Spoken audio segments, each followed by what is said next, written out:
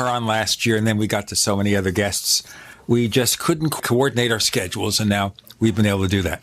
So things are working better. But let's just look at some other things that have nothing to do with abductions or the subject that shall not be named, except that we keep naming it. And that is other topics that are of more interest here. What's new, if anything, with regard to the camera project?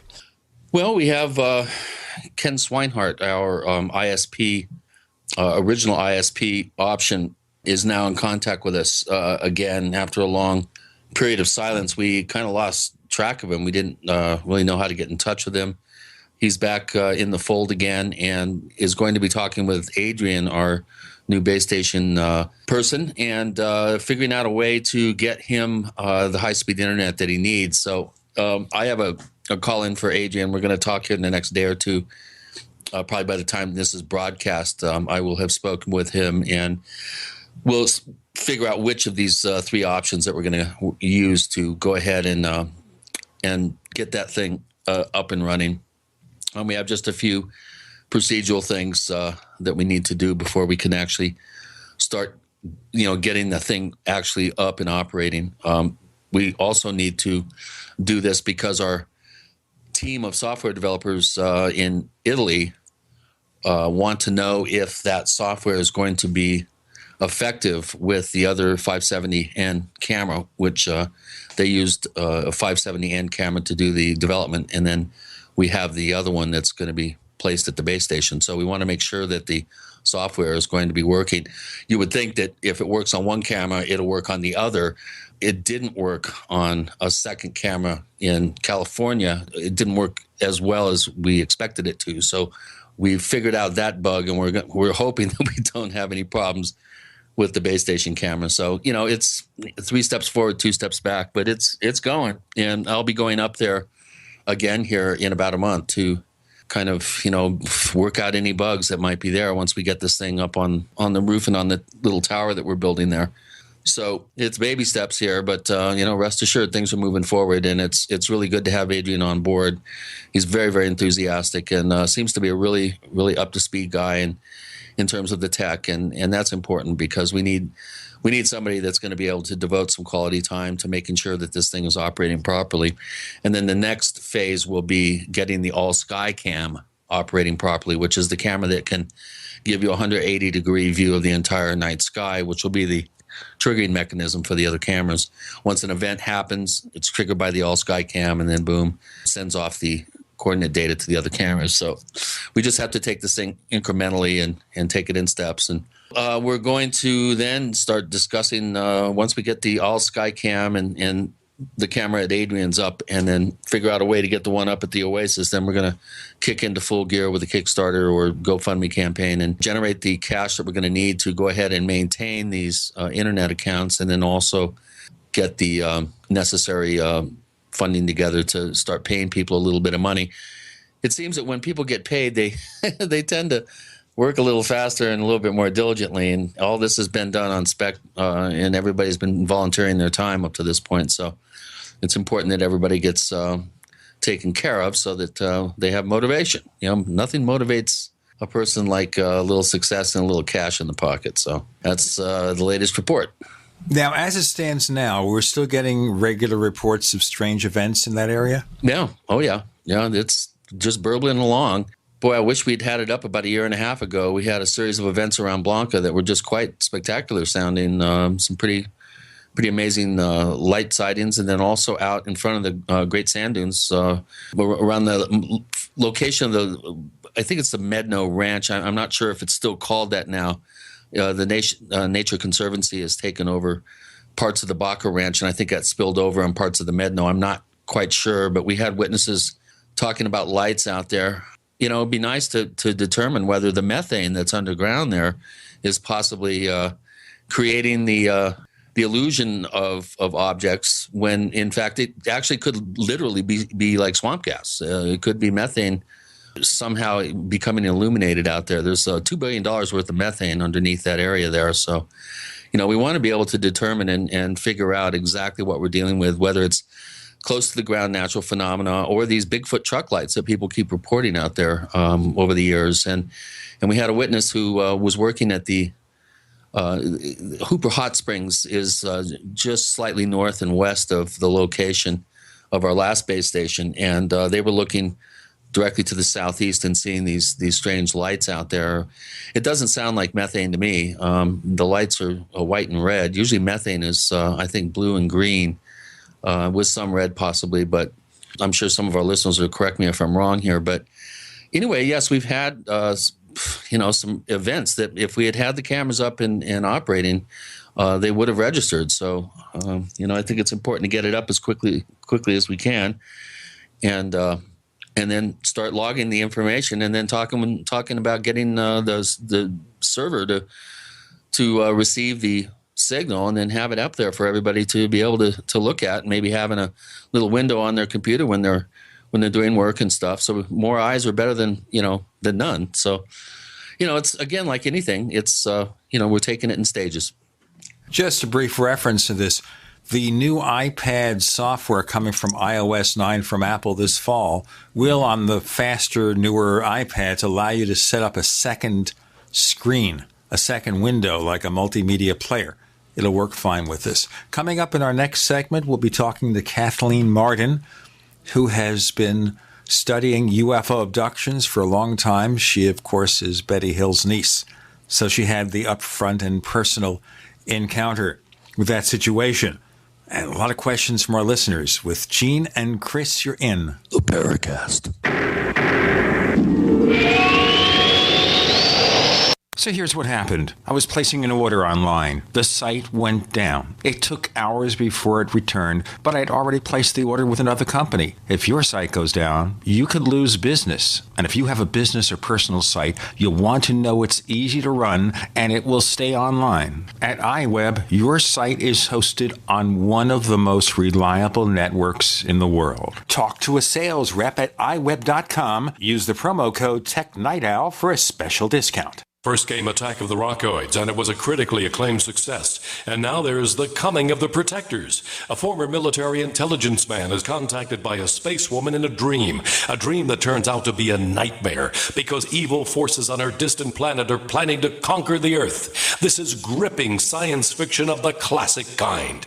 Attack of the Rockoids and The Coming of the Protectors. Find out more at rockoids.com. That's Rockoids, ROCKOIDS.com. We live in a complicated society. Stressful issues are always popping up. Have you ever been treated unfairly by someone? Have you ever been overcharged for a repair? Have you ever signed a contract or a document? Worried about identity theft? How many times have you been in those unique situations where you just wanted to call an attorney to find out if you're right or wrong, or what your legal rights are? But every time you think about calling an attorney, what do you think about first?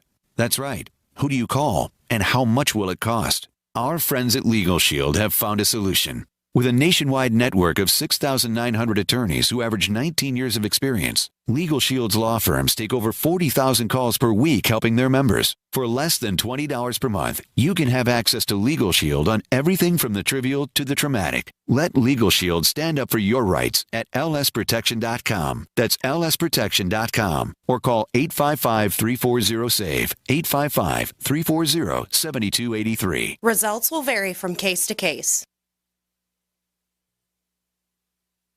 Honey, it's time for dinner. What are you doing over there on your computer? I'm shopping for a new wallet. Mine is falling apart. Hey, did you know there's a company called ID Stronghold that makes shielded wallets to prevent electronic pickpocketing? Oh, I didn't realize there was such a thing as electronic pickpocketing. What is that? Well, apparently, many of the new credit and debit cards being issued have radio chips inside them called RFID that transmit our banking information to card readers when we pay.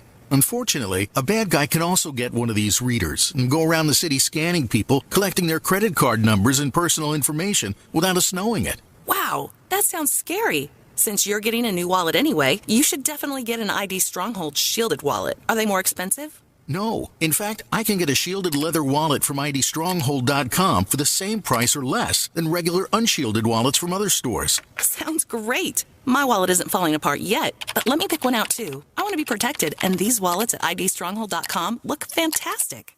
Did you know that drinking pure, high alkaline water is one of the most important factors in maintaining high energy and vibrant health? Most experts agree that the water you drink should be at a pH level of 8 or higher. AlkaVision Plasma pH Drops, available only at alkavision.com, combine a unique formula of only the most alkaline minerals. AlkaVision Plasma pH Drops alkalize your water, ridding the body of harmful toxins, and helps you regain health and energy. Alkalizing your water by simply adding 10 drops of AlkaVision Plasma pH Drops helps the body rid itself of acidic waste, increases oxygen content, and raises the pH of your body to healthy levels. And bacteria and viruses cannot survive in an alkaline high pH environment. Order your bottle of AlkaVision Plasma pH Drops for only $29.95 at alkavision.com. That's ALKAvision.com. Or call 269-409-1776. 269-409-1776. Alkalize your body. Supercharge your health at alkavision.com today. We'd like to hear from you. If you have a comment or question about the Paracast, send it to news@theparacast.com. That's news@theparacast.com. And don't forget to visit our famous Paracast community forums at forum.theparacast.com. So, folks, we still have that offer, by the way, for the Paracast Plus. Through Chris's generosity, we're offering a copy of Stalking the Tricksters free of charge if you subscribe to the Paracast Plus for 1 year or 5 years. But you don't just get the free book. You get the ad-free version of the Paracast with higher quality audio. You get After the Paracast, which is taking on a life of its own. In fact, last week we had Nick Redfern as a special guest on After the Paracast, continuing his discussions from the Paracast, but covering a lot more territory. To find out more, go to plus.theparacast.com, plus.theparacast.com. Learn how to become a subscriber. It's such a deal. We have another deal here for you. We have Kathleen Martin coming back on the Paracast. Welcome back. Thanks. Great to be back with you. We probably don't have all the specifics here, but the last time I heard from you, it was in response to the appearance of Robert Schaefer, a skeptic, on the Paracast in August of 2014. And evidently he had misrepresented to a fairly serious degree the Barney and Betty Hill case. Now, without going into specifics, because you'd have to listen to the episode again, and we're talking about 10 months ago, what are the things the skeptics continue to get wrong about that case? Well, let me say that for one thing, the skeptics continue to state that Betty and Barney only saw a bright light in the sky.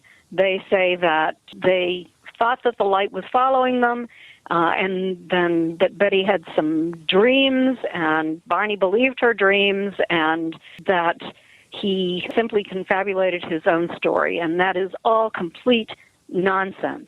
There is documented evidence that Betty and Barney had a close encounter with a craft. It was a structured craft. It hovered no more than 200 feet above their vehicle.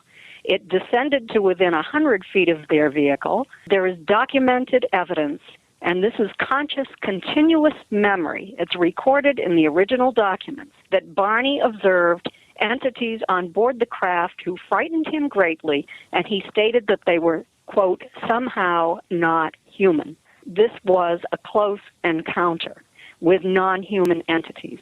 Yes, they did have a period of missing time after the craft hovered over the vehicle as it was traveling down the road, and they heard a series of code-like buzzing sounds on the trunk of the car. They had missing time at that point. When they arrived home, they found that there was a magnetic field around the trunk of their car over those new spots that they discovered that hadn't been there the day before. Now, the debunkers say, oh, they were only watermarks. That's complete nonsense. Let's ignore the marks. Let's talk about the magnetic field. We found that magnetic field around other vehicles that have been involved in abduction cases. For example, the case of Matthew Reed in 2009, an important MUFON case. There was a magnetic field around the trunk of that vehicle, just like in the case of Betty and Barney. There are many things that have been stated that are absolutely false. Robert Schaefer, for example, wrote that the sky was cloud-covered that night, and that Betty's perception was so off that she didn't even realize there were clouds in the sky. Well, in my research, I decided to look into this. I was willing to accept the idea that maybe she was wrong. People make mistakes. What I discovered is that he was deceptive in what he said. There were clouds in the sky, but they were the very high cirrus clouds that you see through. The average person doesn't even know that they're there. So that is just another example of what I consider to be deception in this case. It was a bright night. The moon was waxing gibbous moon. The view from the top of Mount Washington, I believe, was 120 miles that night. So go ahead. Sorry to interrupt. Well, I want to get back quickly, if we could, to the magnetic readings on the car. First of all, let me say that we've always known that debunkers tend to get things wrong. They tend to gloss over details. They tend to pick up on things and misrepresent them. So that's kind of par for the course. Obviously, we need to set the record straight, and I'm glad you just did. Now, my questions have to do with the magnetic readings. Who was it that actually, for our listeners that aren't familiar with the inside baseball aspects of the case, who was it that determined that there was magnetism, unusual magnetic readings from the car? How was that determined? Okay, what happened was that Betty called my mother when they arrived home and told my mother that they were about their sighting and that they were very, very concerned that they might have been contaminated.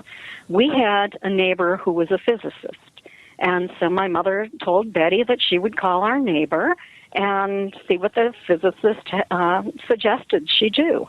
My mother did call, and the physicist told Betty that if she had a compass, she should take the compass out to the vehicle to see how it will react. Now, we know that's not going to measure radiation, which has been stated in the past incorrectly. He didn't actually say what she should be looking for. We know that the needle will spin if you get it up near the battery of the car, but she started down near the trunk of the car. And when she started there, she noticed these new, highly polished spots on the trunk. They were the color of the car, only highly polished. They had not been there the day before. She took the compass and she moved it over the top of those spots, and the needle would spin and spin. And when she moved it away, the needle dropped down. Barney also tried this. The same thing happened. The upstairs neighbors also tried it. My family and I drove down to their house within 2 days, and we saw those spots as well. I'm just wondering, how could that? Let's say for the sake of argument that the debunkers say, well, somebody could have done something to create that kind of effect that was viewed by using the compass. How could you possibly do something, just the average person do something to their car that would then elicit that kind of effect? I'm kind of racking my brain to figure out a way that someone could hoax something like that, and I'm coming up with a blank. Who would even have known? We didn't even know about ET contact or alien abduction in the United States in that time frame. That's true, yeah. No, this hadn't happened. Who would have known what to look for or what to hoax? That's true, but I can't even figure out, even if they wanted to hoax, how they could actually create that kind of reading. How would you magnetize and discolor spots and use that to focus in on some sort of process that could then elicit that kind of spinning of the compass needle? I'm trying to rack my brain. I guess the only other way would to have a big magnet underneath or something like that. That's the only thing that I could think of that would work. Let's do our break here, folks. We have Kathleen Marden joining Gene and Chris. You're in the Paracast.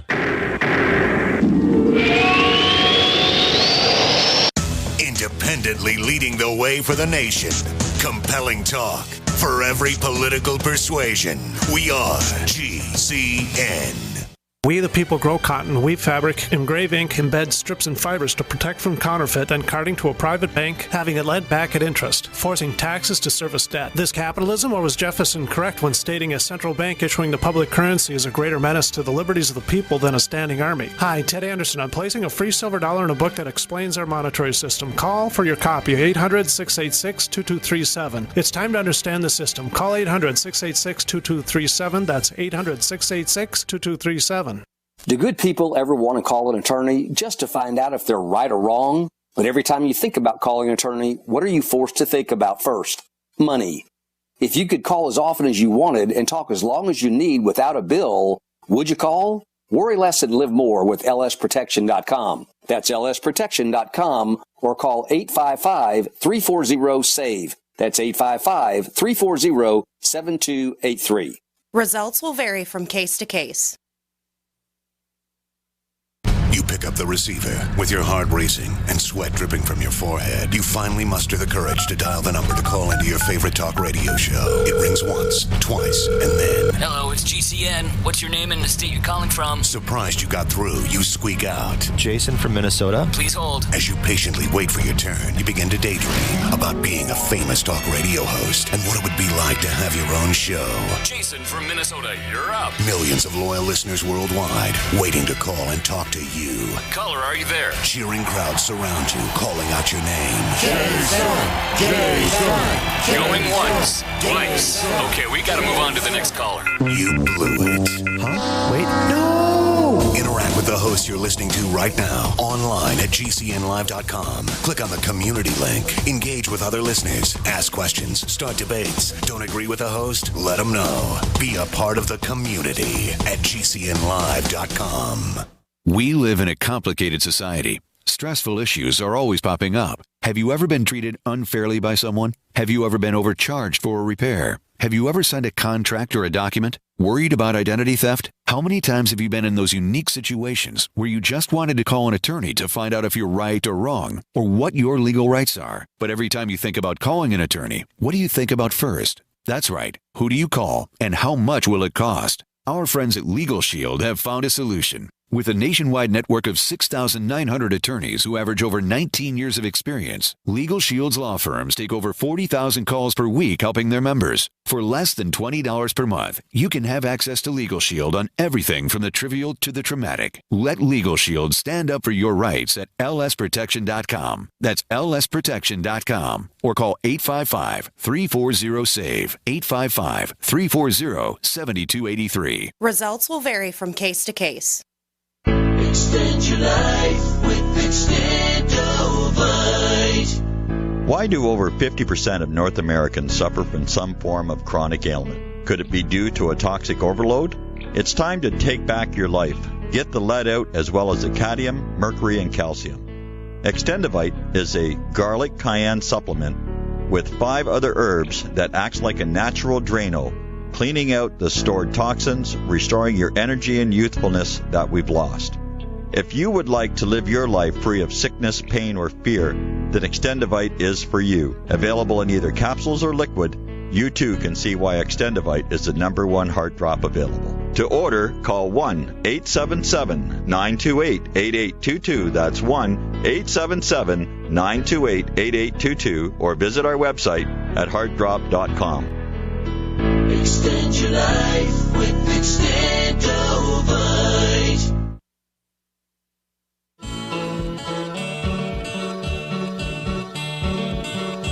This is Micah Hanks of the Gralien Report, and you're listening to the Paracast, the gold standard of paranormal radio.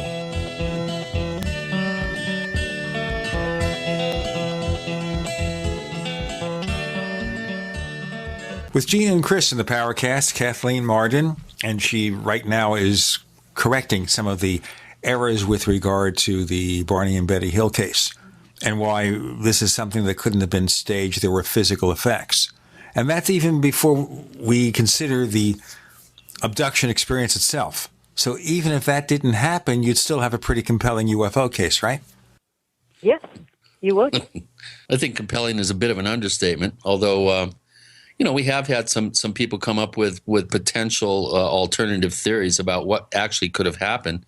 I've heard bannered about in the last few years that this possibly could have been some sort of weird MK Ultra psyops type experiment with two unwitting victims basically being selected out for some reason and then having something like this staged. That explanation, it just doesn't. You'd have to come up with a lot of pretty far out sort of theorizing and some pretty wild explanations to come up with a way to explain some of the information that later came out. But what do you say to people that say, well, it was near a military base and this could have been some sort of weird sort of governmental, psyop project and Betty and Barney just happened to be in the wrong car at the wrong place at the right time? Well, you have to think about, did we have this nefarious group of individuals who were flying around in a silent, structured craft that was oval in shape or circular in shape? It emitted absolutely no noise, except for, of course, the buzzing sound on the trunk of the car. It could outfly and outmaneuver anything that we had on Earth at that time. So they must have had really advanced knowledge. Maybe they were in cahoots with the ETs. However, Betty and Barney did not report seeing humans on board that craft. It has been misrepresented in the press and the media that Barney actually did observe Nazis on the craft dressed in Nazi uniforms. That is false. In all of his conscious recall and all of the documented evidence, he stated that they were non-humans and that they were dressed in black, shiny uniforms. He stated that their physical appearance was not human. So you have to remember that part of it, too. Under hypnosis, he did state to Dr. Simon that they reminded him of Nazis. Dr. Simon told Barney in this process of hypnoanalysis that he was doing with Barney, this was not just hypnotherapy, he told Barney for this hypnoanalysis to recall anything in his past that brought up the level of fear that he was experiencing at that moment. Barney had served in the Army during World War II. It brought up a memory of the movement of Nazi officers, the way they moved their bodies, how they turned in uniforms.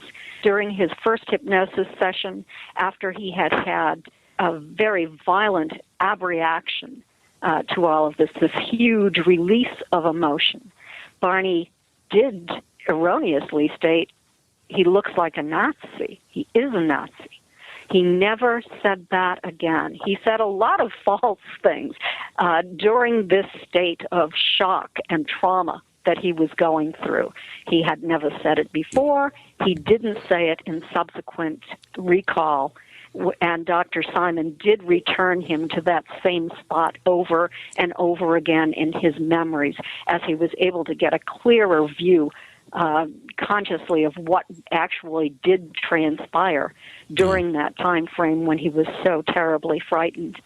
It goes on and on. When someone has a very firmly held belief that these are all black ops, and working in cahoots with nefarious gray aliens, you're not going to change their mind, no. Probably even presenting the evidence. They want to believe it.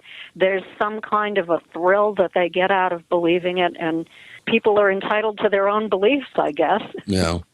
Well, Kathleen, one thing that I can say, in all honesty, I have heard parts of the tape of Barney's regression, and he missed his calling. I mean, if he was making this up and he was acting out this information, the guy was an Academy Award-winning actor.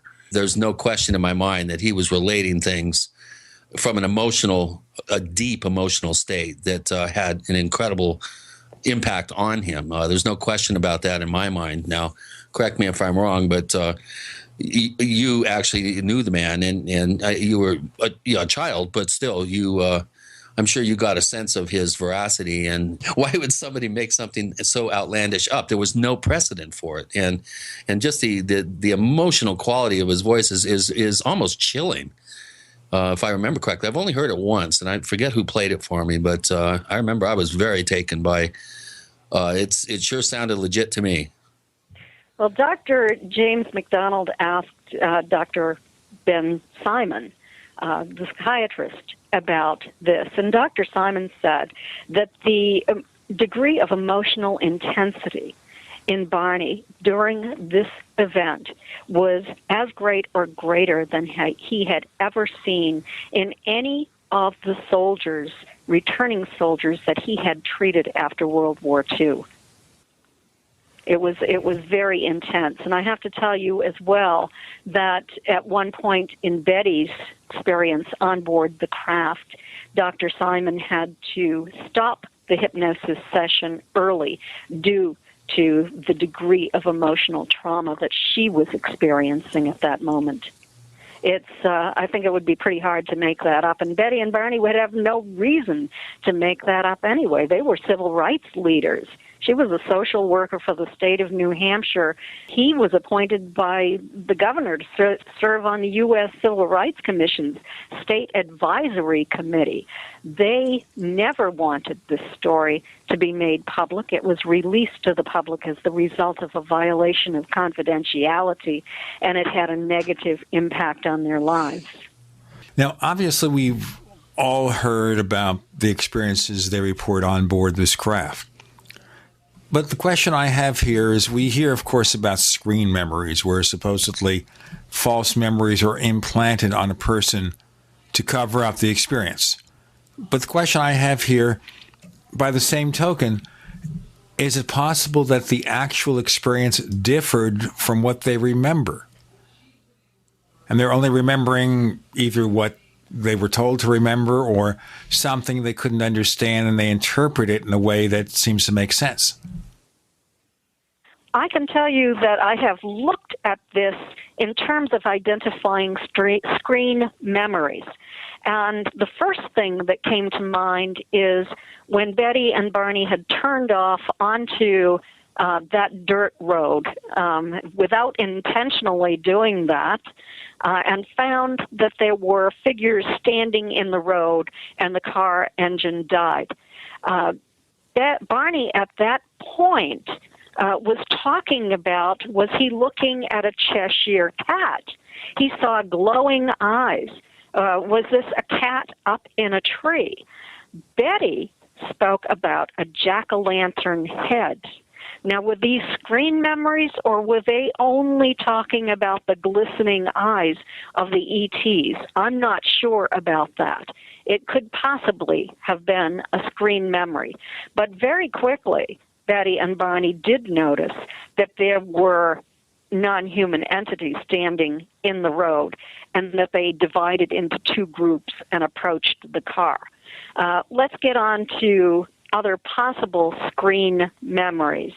Let's do that in our next segment, okay? Sure. All right. Kathleen Marden is joining us. We're recounting some of the ins and outs of the Barney and Betty Hill case before we get to other cases, and something that she indicated that some of these abductions are pretty recent.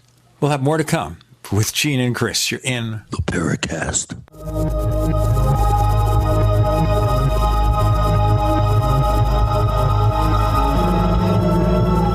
Great minds think alike. The network for the independent-minded. The Genesis Communications Network. GCN. Attack of the Rockoids has been well received by critics and readers alike. It's a thrill-a-minute story you'll never forget. A former U.S. military intelligence officer is haunted by intense dreams about a beautiful woman pleading for his help after a terrible battle in outer space. But the dreams turn out to be true and thrust him into a telepathic love affair with a woman whose faraway planet is intent on destroying the Earth. And now the gripping tale continues in The Coming of the Protectors. It's the second book of the Rockoids trilogy, a galaxy-spanning adventure that pits our hapless heroes against powerful, fanatical enemies that threaten the lives of freedom-loving beings everywhere. Attack of the Rockoids, and The Coming of the Protectors. Classic science fiction at its best, available now. For more details, visit rockoids.com. That's ROCKOIDS.com. Is there a secret UFO agenda? Do strange creatures from the darkest corners of the mind roam the earth? Is there evidence for mind control, time travel, or devious government conspiracies? Find out the inside scoop on the latest conspiracies, paranormal activity, and Fortean phenomena when you subscribe to Tim Beckley's Conspiracy Journal. It's jam-packed with stories, special book and DVD promotions, and the best news, it's absolutely free, sent right to your mailbox. Plus, a bonus free email newsletter sent out every Friday. Simply send an email with your name and address to Mr. UFO at webtv.net. That's Mr. UFO at webtv.net. Find out what they don't want you to know.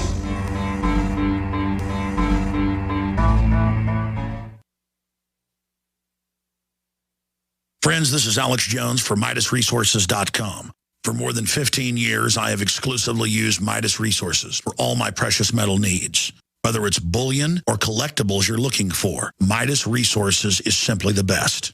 I own my gold as a hedge against inflation. This Federal Reserve fiat currency could go the way of the Deutschmark and the Weimar Republic anytime. In these historically dangerous times, it makes sense to physically hold gold and silver. Midas already has some of the best deals in the industry. But if you give them a call and mention the radio special, they will give you a list of the day's super specials. Midas brokers are standing by to answer all your questions at 800-686-2237. They also have a lot of informative free literature explaining the opportunities and risk of holding precious metals. They are ready to answer your questions at 800-686-2237. Again, that's 800-686-2237.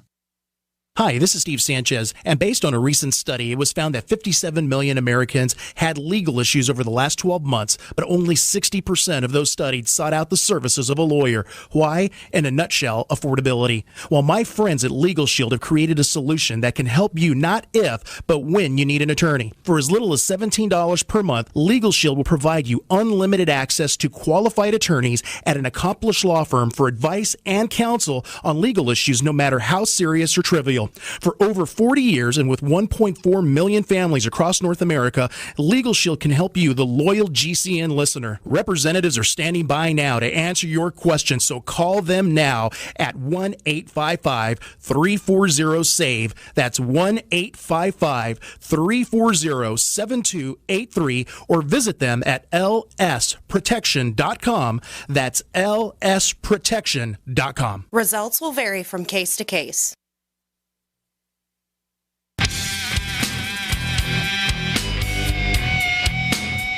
This is Kurt Sutherland, the author of UFO Mysteries, and you're listening to the Paracast. Before we go on, let me just remind you again that we have the free copy of Stalking the Tricksters from Chris O'Brien to give away. Just join Paracast Plus for 1 year or 5 years. Go to plus.theparacast.com, plus.theparacast.com. And I've been talking to Kathleen Marden about screen memories in relationship to the Barney and Betty Hill case. And I think one of the things I was saying here is that it's common to talk of screen memories as something like remembering owls and things like that. And I'm suggesting, well, is it also possible that some of the key elements of the abduction experience itself with the aliens allegedly, wouldn't they possibly be also a possible screen memory of something else?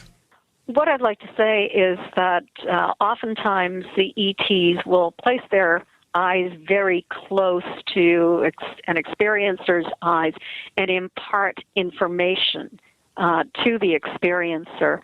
That happened with Barney. He felt as if the eyes were pressing into his eyes, but he was being told not to be frightened, that everything would be okay, that they needed only to do a few simple tests and they would be released unharmed. And Betty received the same message. The message was true, And I don't believe that that was a screen memory.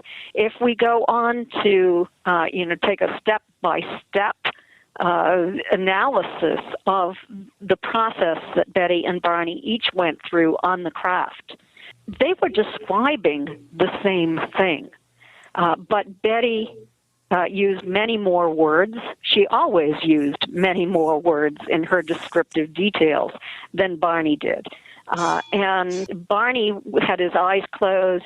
He was describing the sensation of having his shoes removed, of having his feet examined, his legs, his knees, his joints, his hands. He was going through the same thing that Betty described, only he spoke of it in less detail. He said that he felt there something pressing into the vertebrae in his back. Betty stated that she felt that they had some kind of stylus or some kind of instrument, and that they had a screen on the wall that they were watching as they did this, as they were checking their nervous systems. What you have is the same story told by each, and it correlates in detail when you look at the basic story and take out all of the extra words that Betty used to describe what she was going through. So I don't think that part was a screen memory. But we do know that Betty's and Barney's memory was wiped out in terms of what actually happened on the craft. They remembered consciously seeing a roadblock. They didn't know where or when it occurred. They knew that they were missing time, that they were in one location, and then they found themselves suddenly in a new location 35 miles down the road. They knew that they had missing time, and they had physical evidence that something had occurred, that physical evidence has been examined in laboratories with anomalous results.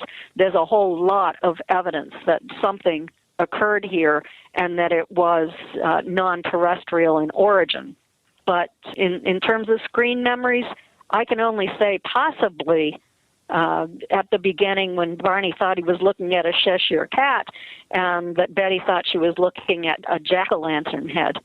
Yes, but I'm saying here the screen memory could possibly be the details they eventually recalled of meeting up with extraterrestrials or presumed extraterrestrials could itself have been something that was at variance with what really happened. I mean, if the aliens can do mind control, why couldn't it be with regard to the core experience? If the core experience actually was constructed in some way by the ETs and not what actually did happen on that craft, I don't know. I mean, anything is possible. Yet, the story that Betty and Barney told about that core experience has been retold over and over and over again by experiencers. So if it's a screen memory, experiencers are all receiving the same screen memory. Yes, but if it's generated by ET, this is what they want, whoever and whatever they are. They're subjects to remember. Wouldn't they repeat the same routine with anyone else they come in contact with? Well, let me ask you this. If they were going to give humans a screen memory, wouldn't they want to make it pleasant for humans?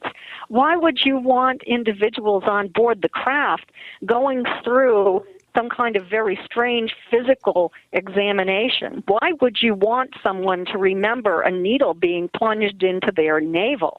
Why would you give them a screen memory? Yeah, and for Barney having semen extracted. Yeah. Why would you? That's a really good question. I would think if I were an ET, I would want to have a good reputation. Well, maybe they don't care about their reputation because we can't analyze an alien's motives. And also the other thing I think people worry about is why they seem to use such primitive, painful methods to perform physical examinations. I would think they would be far in advance of us if they're coming here from other star systems.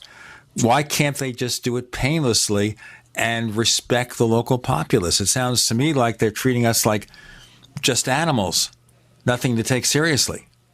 And you know, like that is my largest concern about the ET contact experience is why do they induce pain before they remove that pain?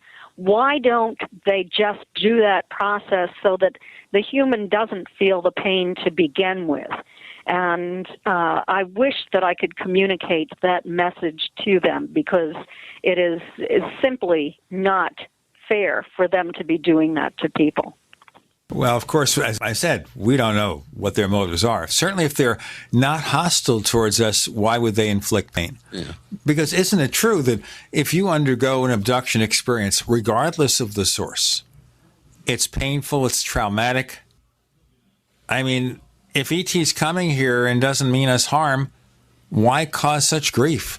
Someone's life is totally turned upside down from this. You know, they're not being trained in proper bedside manner and, patient. Well, that's for sure. That is for sure. And I think that they're trying to do a better job than they used to. But think about healing. Think about the people who have been healed by ETs. And the healing process can be painful too. You feel electrical charges running through your body, but then you're healed from maybe a major illness. It caused some pain, but there was a benevolent purpose behind it. No, I had a case where my experiencer claimed that she actually felt much pleasure and fell in love with her abductor, even though he was kind of not the neatest thing to look at. He definitely did have a bedside manner, and she really fell for it. Well, I have to tell you that Betty had a very positive attitude toward the leader, the one she called the leader, too, that I call the escort, because he comes back to see you over and over again during your lifetime. But there is one individual on the craft that does seem to form a bond with experiencers. And in my research project that I did with Denise Stoner in 2012, we found that people, once they arrived on the craft, tended to feel comfortable. They were in a familiar environment, and they had established a good relationship with this individual who removed the pain. So unfortunately, we get back to why are they causing pain to begin with? They don't need to do this, I don't think. I'd like to know the answer to that question. Well, you're talking about an escort and possible leaders who may be calling the shots here. We have a question from our forums at forum.theparacast.com, where our listeners are able to ask questions of our guests. And Cosmonaut, who, again, he's been on our forum since 2009, and he's only asked a few questions, and he came out to ask you one. And he's wondering what your take is on Dr. Jacobs' concept that the mantis insect types are in command of the other alien types. That's the first question. And then the second question is that Jacobs has a concept that the hybrids are being trained to infiltrate human society. Have you found any evidence in your investigative work and research that can support these ideas? We'll pick up on that answer, Kathleen, in a couple of minutes. I do want to say that I understand Dr. Jacobs has a new book that's probably coming out in a few months, which will sum up a lot of his work. So we'll want to know more about that. Kathleen Martin is here with Gene and Chris. You're in The Paracast.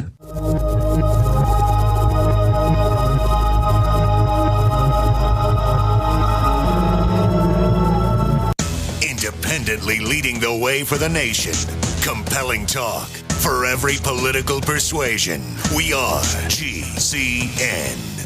Paid non-attorney spokesperson Adam Pulaski of the Pulaski Law Firm with principal office in Houston, Texas is the attorney responsible for the content of this ad. This ad is not legal advice, and the choice of a lawyer should not be based solely upon advertisement. Services may not be available in all states. Attention Xarelto users. If you or a loved one took Xarelto and suffered a serious bleeding event, you may be entitled to financial compensation. Xarelto is a popular prescription blood thinner used to prevent blood clots and protect patients from strokes. These serious bleeding events have led to numerous cases of hospitalization and even death. Phone lines are open 24/7. Call 800-261-0937. That's 800-261-0937. Hi, this is Ted Anderson. Have you ever wondered why banks, stockbrokers, investment advisors won't talk about gold IRAs? They've been available since 1986, yet the financial industry won't recognize the value of gold for your retirement. Gold has outperformed paper investments, yet no word about IRAs. If you would like to have gold for your retirement, call 800-686-2237. Don't get left behind by rising inflation and low returns. Call 800-686-2237. Secure your future and call 1-800-686-2237. We live in a complicated society. Stressful issues are always popping up. Have you ever been treated unfairly by someone? Have you ever been overcharged for a repair? Have you ever signed a contract or a document? Worried about identity theft? How many times have you been in those unique situations where you just wanted to call an attorney to find out if you're right or wrong, or what your legal rights are? But every time you think about calling an attorney, what do you think about first? That's right. Who do you call, and how much will it cost? Our friends at Legal Shield have found a solution. With a nationwide network of 6,900 attorneys who average 19 years of experience, Legal Shield's law firms take over 40,000 calls per week helping their members. For less than $20 per month, you can have access to Legal Shield on everything from the trivial to the traumatic. Let Legal Shield stand up for your rights at lsprotection.com. That's lsprotection.com. Or call 855-340-SAVE, 855-340-7283. Results will vary from case to case.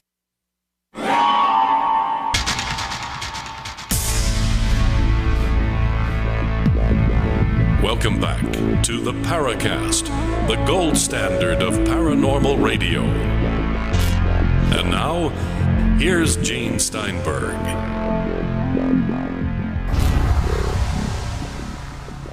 So the question on the table relates to the research of Dr. David Jacobs, who, as I said, has a new book coming out in the near future.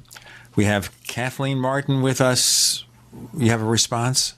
Yes, in terms of the mantis type, I have interviewed several experiencers who have been in contact with the mantis types and the gray types working together. And it does appear that the mantis types might be in charge over this type. But then I've spoken with many, many more who have also seen more human-looking types on the craft. These are the Nordic types, and they have felt that the Nordic types are really in charge. So I would think that's more common. The mantis types, to my knowledge, are not very. They're pretty rarely reported. If correct me if I'm wrong. They are right around the same percentage as the reptilian types from my research. I'll tell you, either one of those types would definitely give me a pause. Yes, me too. The Nordic type, especially if they're female and like Simyasi, Billy Meyer's photograph of one of the Dean Martin girls. If they look like that, I'd be cool. But you start, giant bugs and giant bipedal lizards, and I don't know. I would have a problem with that. I would too. I wouldn't want to be in the same room with one.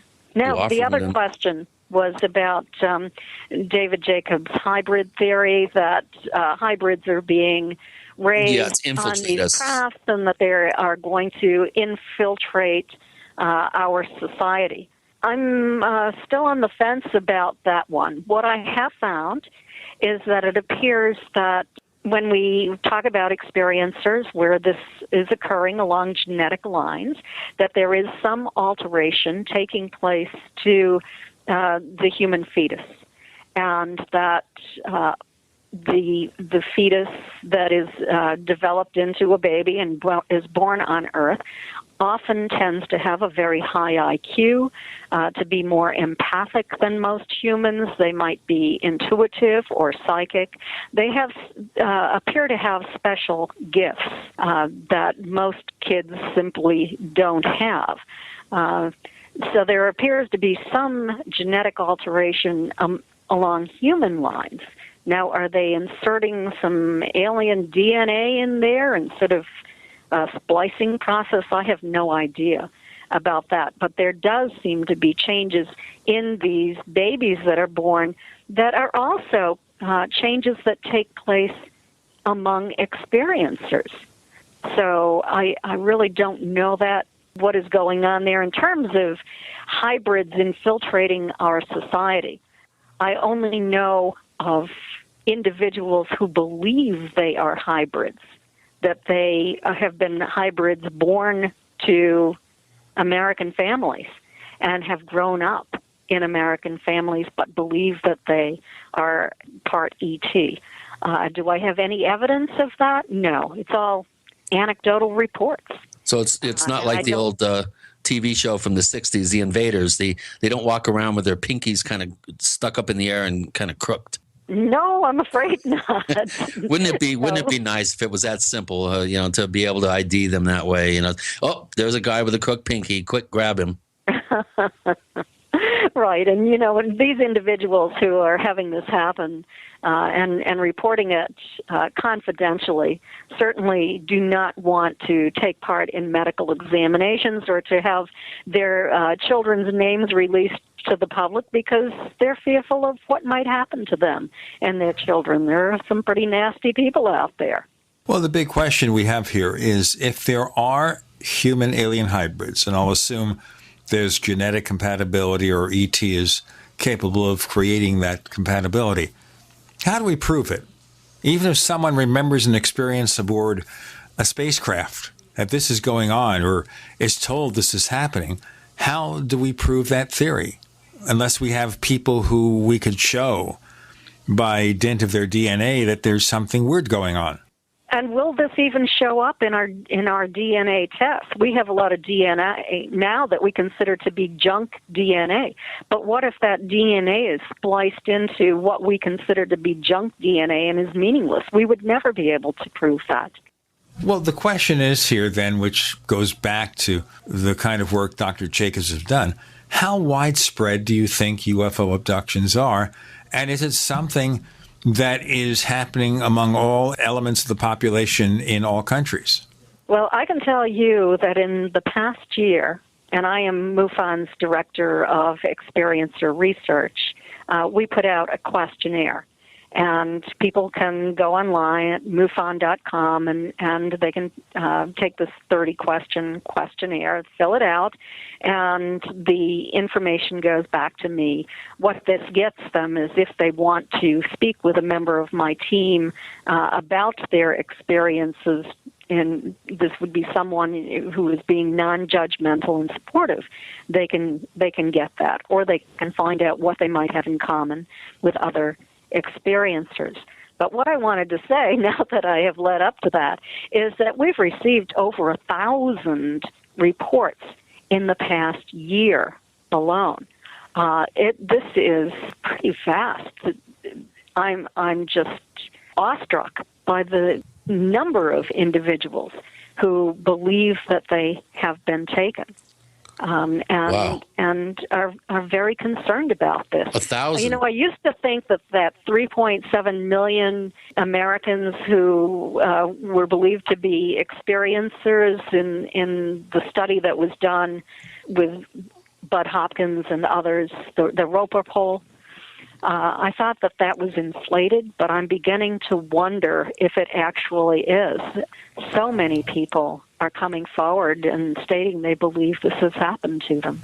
Are you seeing consistencies, or are you seeing anything that is indicating some sort of commonality besides what we have already experienced since Betty and Barney Hill? Are we seeing any changes in the quality of reports in terms of what they're reporting?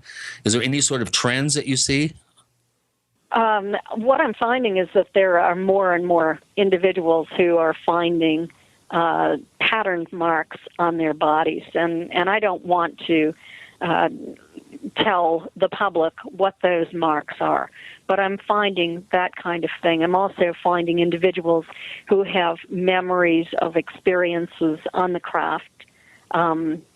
But these are the same memories that have been reported for a very, very long time. There are newer scenarios that are taking place, and I receive information that I don't really reveal to the public because it's a way of checking. Right, exactly. But you're seeing consistency there. You're seeing consistency. You're seeing I do find indication that these people are sharing what appears to be common descriptions of the impact or effect of these things, even physically. Yes, I am finding. Wow, that's interesting. And that number, we're up in four figures there. That's actually very surprising to me. Excuse me, another question here.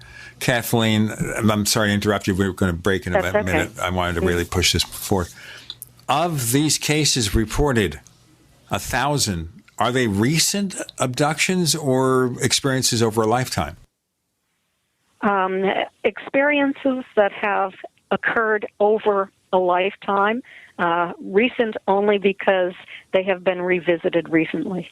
I receive very, very few cases of individuals who are taken for the first time, unless it's somebody who might be a child who is from a family of experiencers.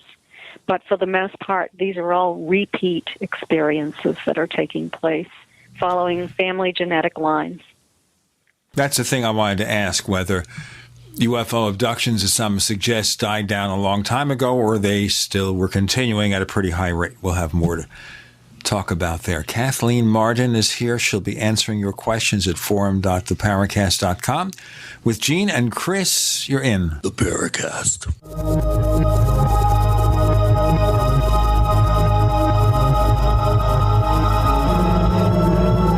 Do you need a website? Well, you can get a great deal on hosting services with Namecheap's legendary coupon code. They're offering substantial hosting discounts on shared hosting, business hosting, VPS hosting, reseller hosting, and even dedicated servers. Namecheap is preferred by millions. It's backed by a money-back guarantee. Use the coupon code LEGENDARY to cash in on the special deal at Namecheap.com, Namecheap.com. First came Attack of the Rockoids, and it was a critically acclaimed success. And now there's The Coming of the Protectors. A former military intelligence man is contacted by a space woman in a dream that turns out to be a nightmare because evil forces on our distant planet are planning to conquer the Earth. This is gripping science fiction of the classic kind.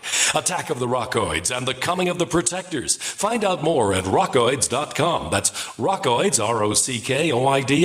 ROCKOIDS.com. Graphic Converter is the image manipulation tool for the rest of us. It does not use any database. You get full control of all your files. Want to view the images of a folder? Drag it into Graphic Converter and a powerful browser opens up to show your image files. You could use it for slideshows. You could use it to import images from digital cameras or from scanners. Need to do some image editing? You can do that too in Graphic Converter. Also print catalogs. Convert from so many formats I can't even list them. Download now to see if Graphic Converter is good for you, like 1.5 million other users. Guess what? You could save money when you buy Graphic Converter. Use the coupon code Night Owl. Use the coupon code Night Owl to get a special price for Graphic Converter. Go to lemkesoft.com. That's LEMKE soft.com. lemkesoft.com. LEMKE soft.com. As if chlorine in our water weren't bad enough, now they're adding ammonia? It's true. Some municipalities are now adding ammonia plus chlorine to your water supply. It's a disinfectant called chloramine. But with a trusted Big Berkey water filter, you can keep chloramine out of your water. New NSF EPA certified lab tests show EPA Berkey water filters remove chloramines, pharmaceuticals, BPA, pesticides, bacteria and viruses, all forms of fluoride, and much more. Big Berkey water filters are the original and most trusted on the market. The gold standard in water purification. And our filters last for years at less than 2 cents per gallon. Big Berkey, the one that's powerful enough to purify stagnant pond water. Get your Big Berkey today. Call 1-877-99-BERKEY or click BigBerkeyWaterFilters.com. That's 1-877-99-BERKEY. Big Berkey Water Filters, for the love of clean water.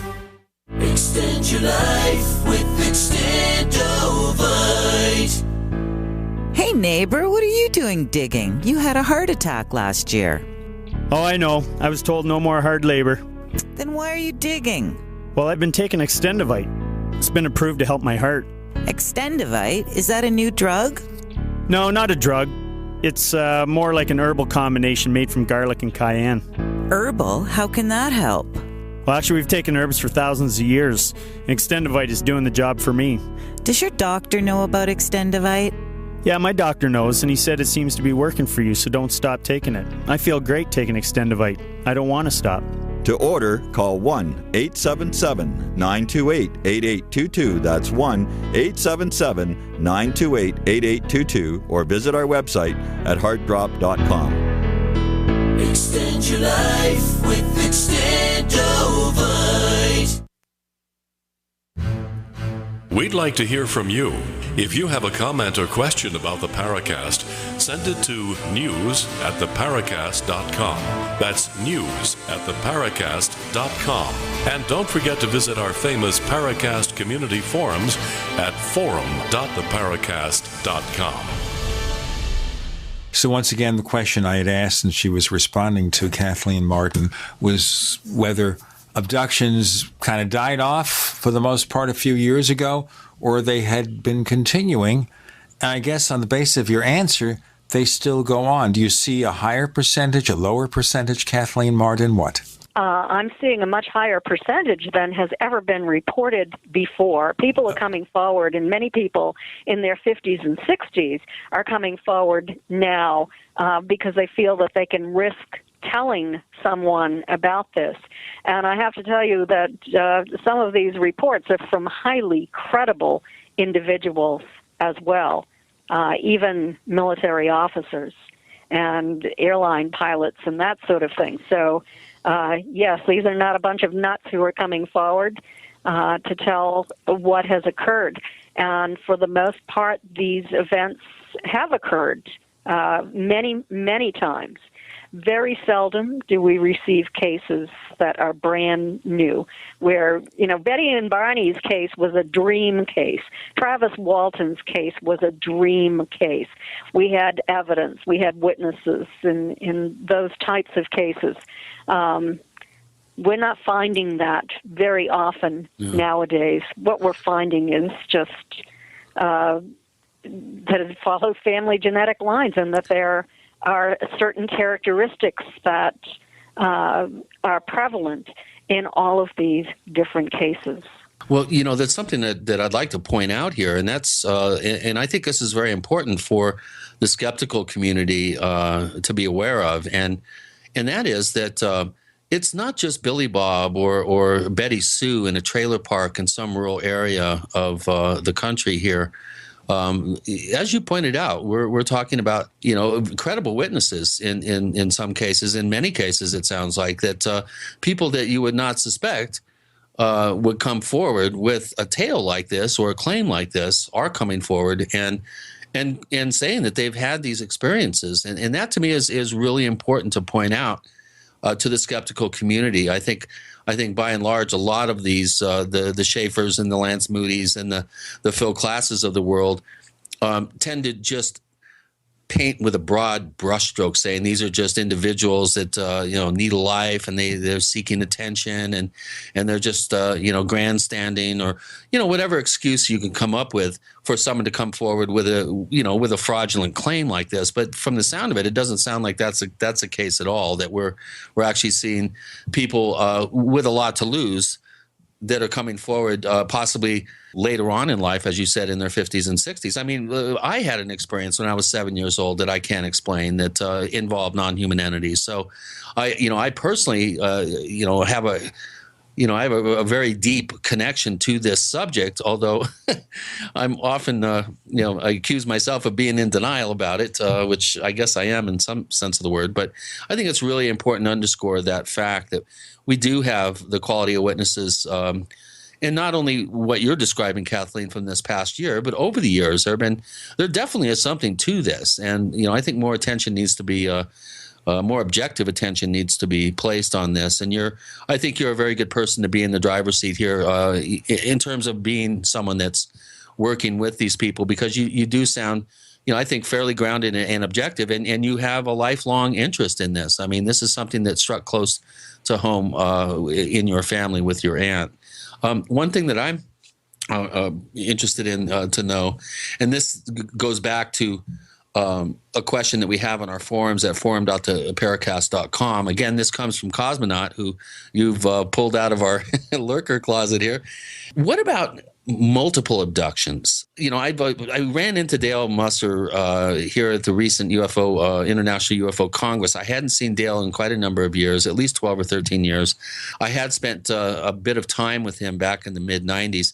And his mass abduction case of 1992, and then his individual case where he was teleported somehow from in front of the Air Force Academy on I-25 and then woke up driving his car in Dalhart, Texas, which is one of the more amazing accounts that I'm aware of. But are you familiar with the multiple abduction case in 1992? And what are your thoughts about that?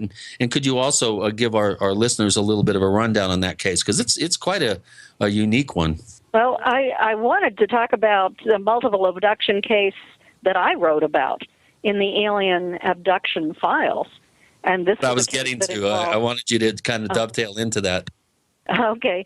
In terms of the one in 1992, I can't place it. I've heard so many cases of multiple abductions that it's sort of like a blur to me. But there are many, many cases of multiple abductions. There are cases where individuals have met in public on the Earth and realized that they recognized each other because they were each part of a multiple abduction, and they had met on the craft for the first time. What I wanted to dovetail into was the case of Denise Stoner and Jenny Henderson. Both found themselves on the same craft, hadn't even met. I had been investigating each case. Denise described in detail this woman that she saw on this huge, what was apparently a triangular craft or maybe a carpenter's square kind of craft based upon the shape of it. There were catwalks going up on each side. There seemed to be a structure in the center. There seemed to be an elevator door or something like that at the point at the front of this craft. And there appeared to be balconies that would slide out on each side of that craft where humans were taken out in order to do experiments of some sort or another. Denise found herself out there and was told that she needed to drop something from the craft. There have also been other people who have been taken out there to be shown that they will not fall over the side of the craft because the railing seems to be fairly low. I don't know how they can drop something that will go down and supposedly disappear on the way down if there's something on the craft that's holding the human in place, some kind of force field. But I hear a few little discrepancies. It's not that I disbelieve it. It's that perhaps something is going on there in terms of ET technology that I don't understand. Denise actually described a man who was out there on that balcony with her. She knew this man. She went to him at a later date and said to him, "Do you have this jogging suit?" And she described it in detail, including the shoes he was wearing. And he said, "Yes, where did you see me in that?" And of course she didn't tell him. She just kind of shook her head knowingly.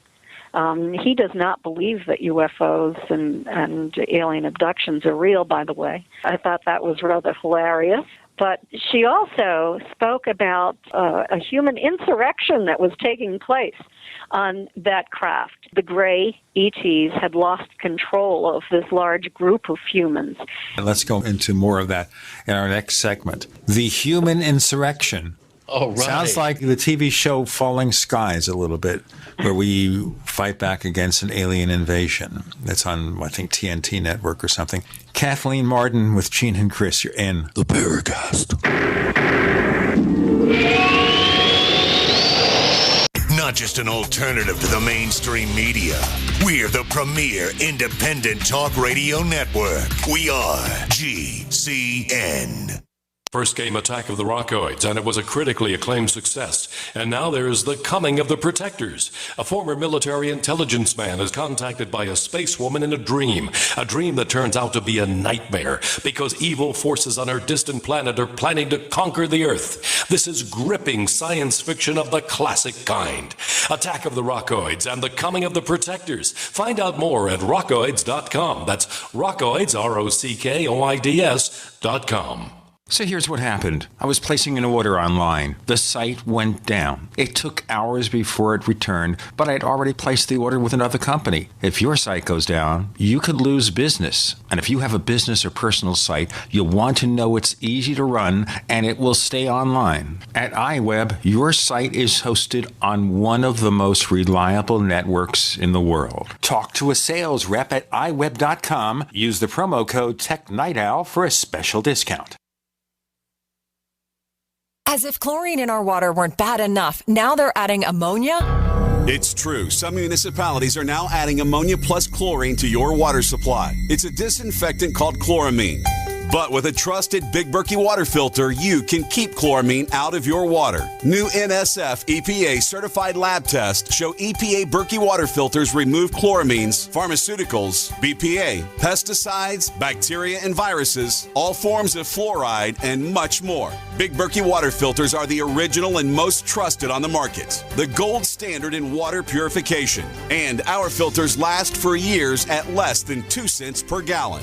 Big Berkey, the one that's powerful enough to purify stagnant pond water. Get your Big Berkey today. Call 1-877-99-BERKEY or click BigBerkeyWaterFilters.com. That's 1-877-99-BERKEY. Big Berkey Water Filters, for the love of clean water.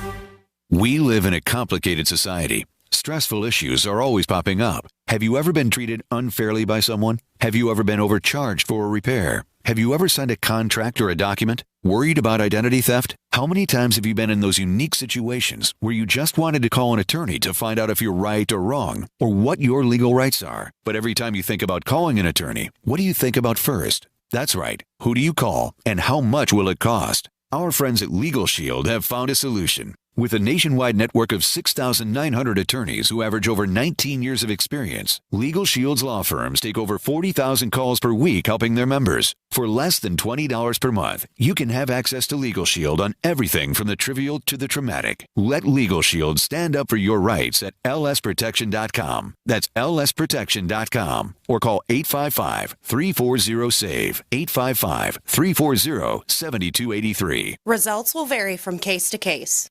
There's a man named Dr. Joel Wallach who is anything but your typical doctor, both a veterinarian and naturopathic physician. Doc asks, why does the United States spend more money on healthcare by far and still rank 50th in health and longevity worldwide? He believes that people should empower themselves with a basic understanding of nutrition, take charge of their health, and attain optimal health and longevity through nutrition, not by toxic prescription drugs that lead to side effects and more toxic prescription drugs. Doc Wallach's message is resonating with an increasing number of Americans who are waking up to all the big government, big pharma, and big insurance manipulation of our healthcare system. I'm George Norrie, and I like what Doc Wallach is saying and doing to enlighten people about healthcare. Visit brightsideben.com and listen to Doc Wallach's Deadly Recipes lecture. It makes a lot of sense, and I urge you to join the Brightside Ben team. Go to brightsideben.com. That's brightsideben.com.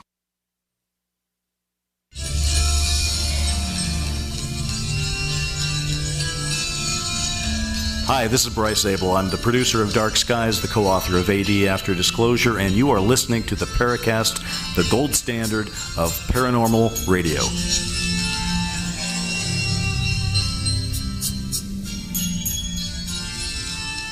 So in this particular abduction case, Kathleen Martin is talking about humans aboard a spacecraft staging some kind of revolt or insurrection against the gray ETs. Tell us more. Yes, and what happened was Denise looked over toward Jenny Henderson, who was on the other side of the craft.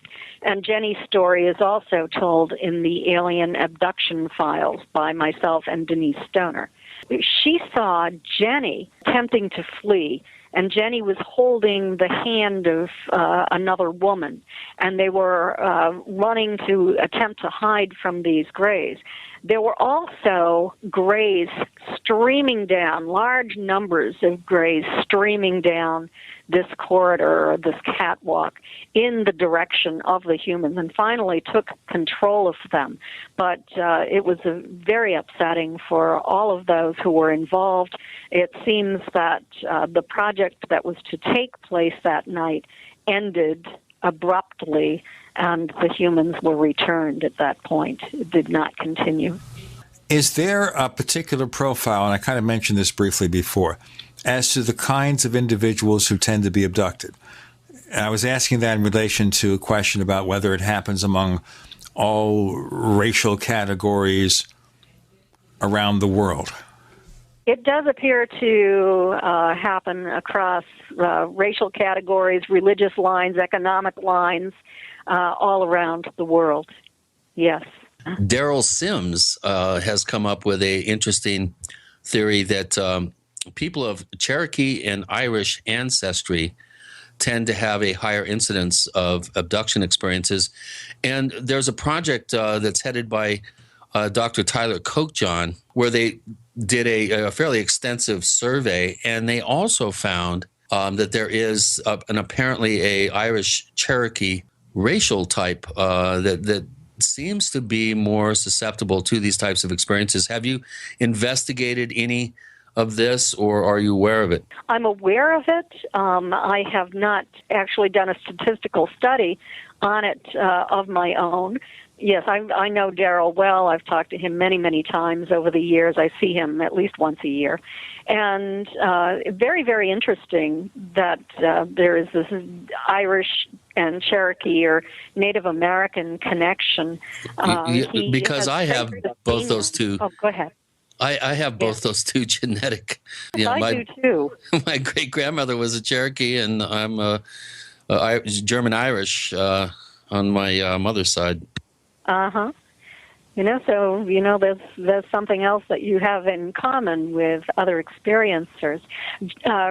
He has recently stated, Daryl has recently stated, that he's traced the genome back to Turkey originally. So he has a little more information on that now. I've also, this is a large part of the Native American culture. It seems to cross all tribes and nations in Native America.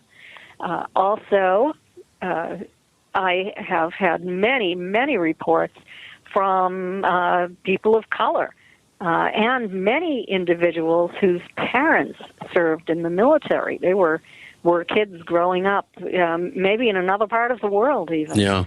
But they felt that they were taken from the time that they were children. I've also seen that too, that these do tend to cluster, I think, statistically among military families, which is a little disconcerting in one sense, and possibly reassuring in another way. Well, I think it would be very interesting to do a study to find out if the type of ET contact among those children of military families is different than the ET contact among non-military families. It sounds like we're kind of adding some questions onto your questionnaire for people that contact you. I think so, and I'm in the process of writing a new one along with my team at the Mutual UFO Network that is going to be posted online probably by this fall. That's something that might be worth adding. Let's get you a little help here. We have an amazingly up-to-speed forum group of participants from all walks of life and some people that are way smarter than we are. And let's put it out there, listeners. If you have some ideas of the kinds of questions that may be overlooked, or if you have an idea of a question that should be included or should be put in under consideration for a survey or some sort of questionnaire for Kathleen and her team, please feel free to contact the forum. And on the thread that's going to invariably be produced by this show. We'd like to see a list of your questions, which we will be more than happy to pass along to Kathleen and her team, because I think team efforts, many minds are better than one, I always say. And if we operate together as a team, I think, you never can tell when someone can come up with just a brilliant insight that may be that one little question that may help crack this thing wide open. So I'll put it out there to our listeners and our forum participants. Let's get your thinking caps on and let's help out Kathleen and her team. Great idea. I love teamwork. And right now we have about 120 questions, but I will entertain any questions that you might come up with that have not already been asked on the questionnaire. Eric the Red is one of our posters at forum.theparacast.com. And boy, when he heard that you were going to be on the show, he started just wailing on questions. He's got probably 20 here. I'll just kind of go through a few of them.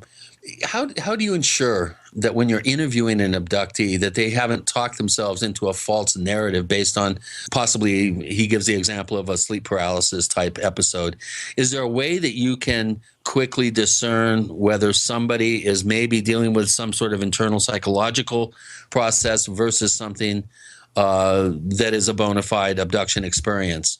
How do you differentiate between? How do you weed out the people that have convinced themselves that they have an experience, but possibly they've convinced themselves erroneously?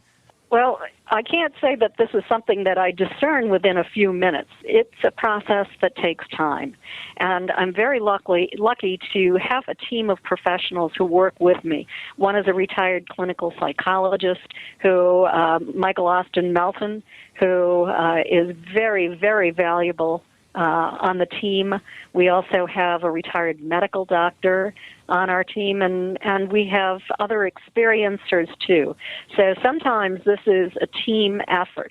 And something that I do and with individuals is I train them on how to collect their own evidence, because really when it comes right down to it, this is a pretty subjective experience, and they are the ones who need to determine whether or not this is real. And generally, everyone questions this in the beginning.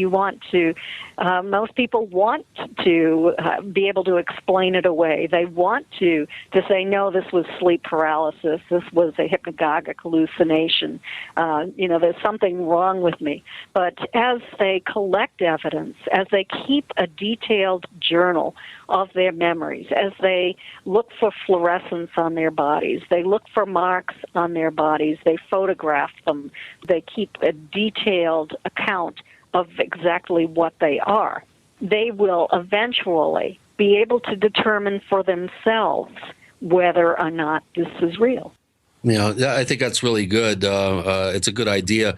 I know W.C. Levengood, for instance, came up with an idea that women abductees should possibly put ungerminated seeds in hair rollers in their hair, and once they've had an abduction experience, go ahead and test the seeds to see if there's any sort of impact on the rate of germination, the type of health of the plants that are sprouts that are grown from the seeds. Some sort of proactive approach in this way that's non-invasive, that doesn't involve cameras and that sort of thing, which invariably, I know that's been tried, and for some reason it never seems to work for some reason. Kathleen Martin is with us with Gene and Chris. You're in the Paracast.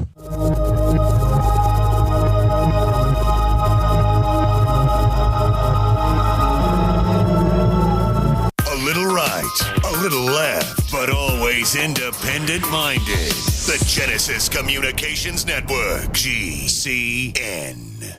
Don't complain about your cable bill going up and up and up. Do something about it. Grab a pencil and jot down this special number, 1-855-905-MY-TV. The more cable TV rates go up, the better digital satellite TV looks. Say goodbye to the cable guy and get more of your favorite channels in 100% digital quality for less money. Call 1-855-905-MY-TV. Sign up for packages starting as low as $19.99, and there's no equipment to buy. You get free HD TV upgrade, a free DVR upgrade, and free professional installation. You control what you watch when you watch it. Record your favorite shows, pause and rewind live TV, even skip the commercials. Watch local channels too. At just $19.99, what are you waiting for? Pull out your major credit or debit card. Call 1-855-905-MyTV. 1-855-905-MyTV. Say goodbye to the cable guy. Cut costs and get more. 1-855-905-MyTV. 1-855-905-MyTV.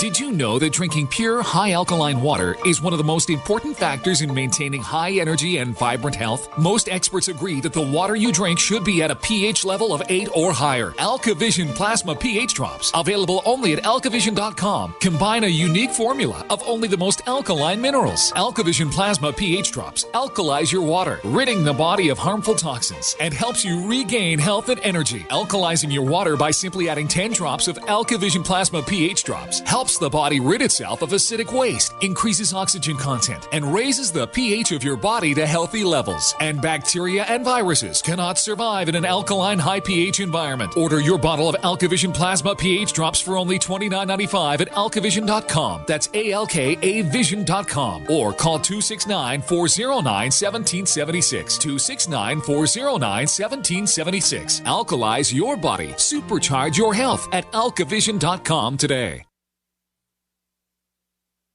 Usually, the older one gets, the less you are able to absorb amino acids and the less you are able to repair the 100 trillion cells of your body.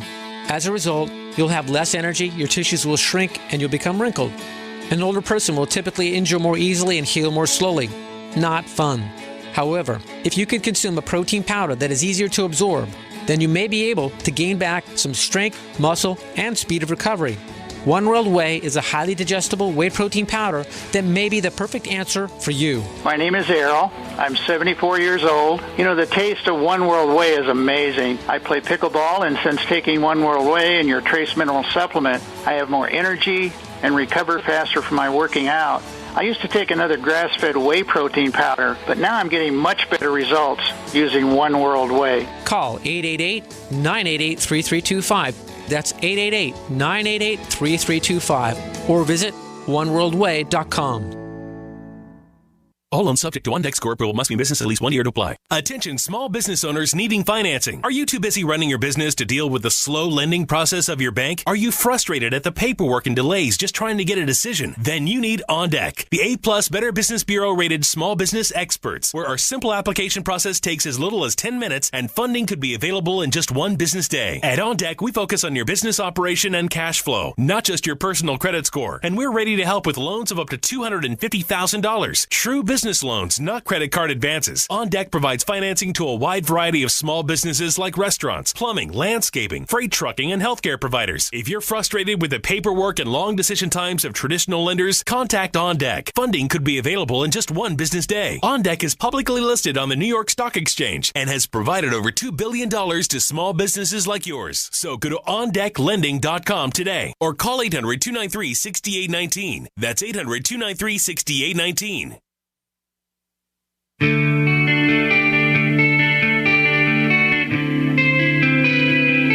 This is Jerome Clark, author of the UFO Encyclopedia and other books. You're listening to the Paracast.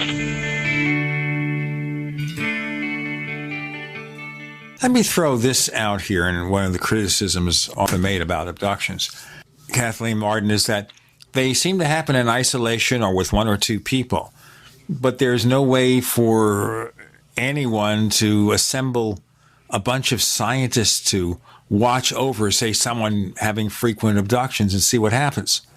It kind of goes back also to the argument with regard to the famous Brooklyn Bridge abduction that Bud Hopkins investigated that occurred, 1989 or something like that, where you have someone abducted by a UFO near the Brooklyn Bridge in one of the most traveled spots of the world.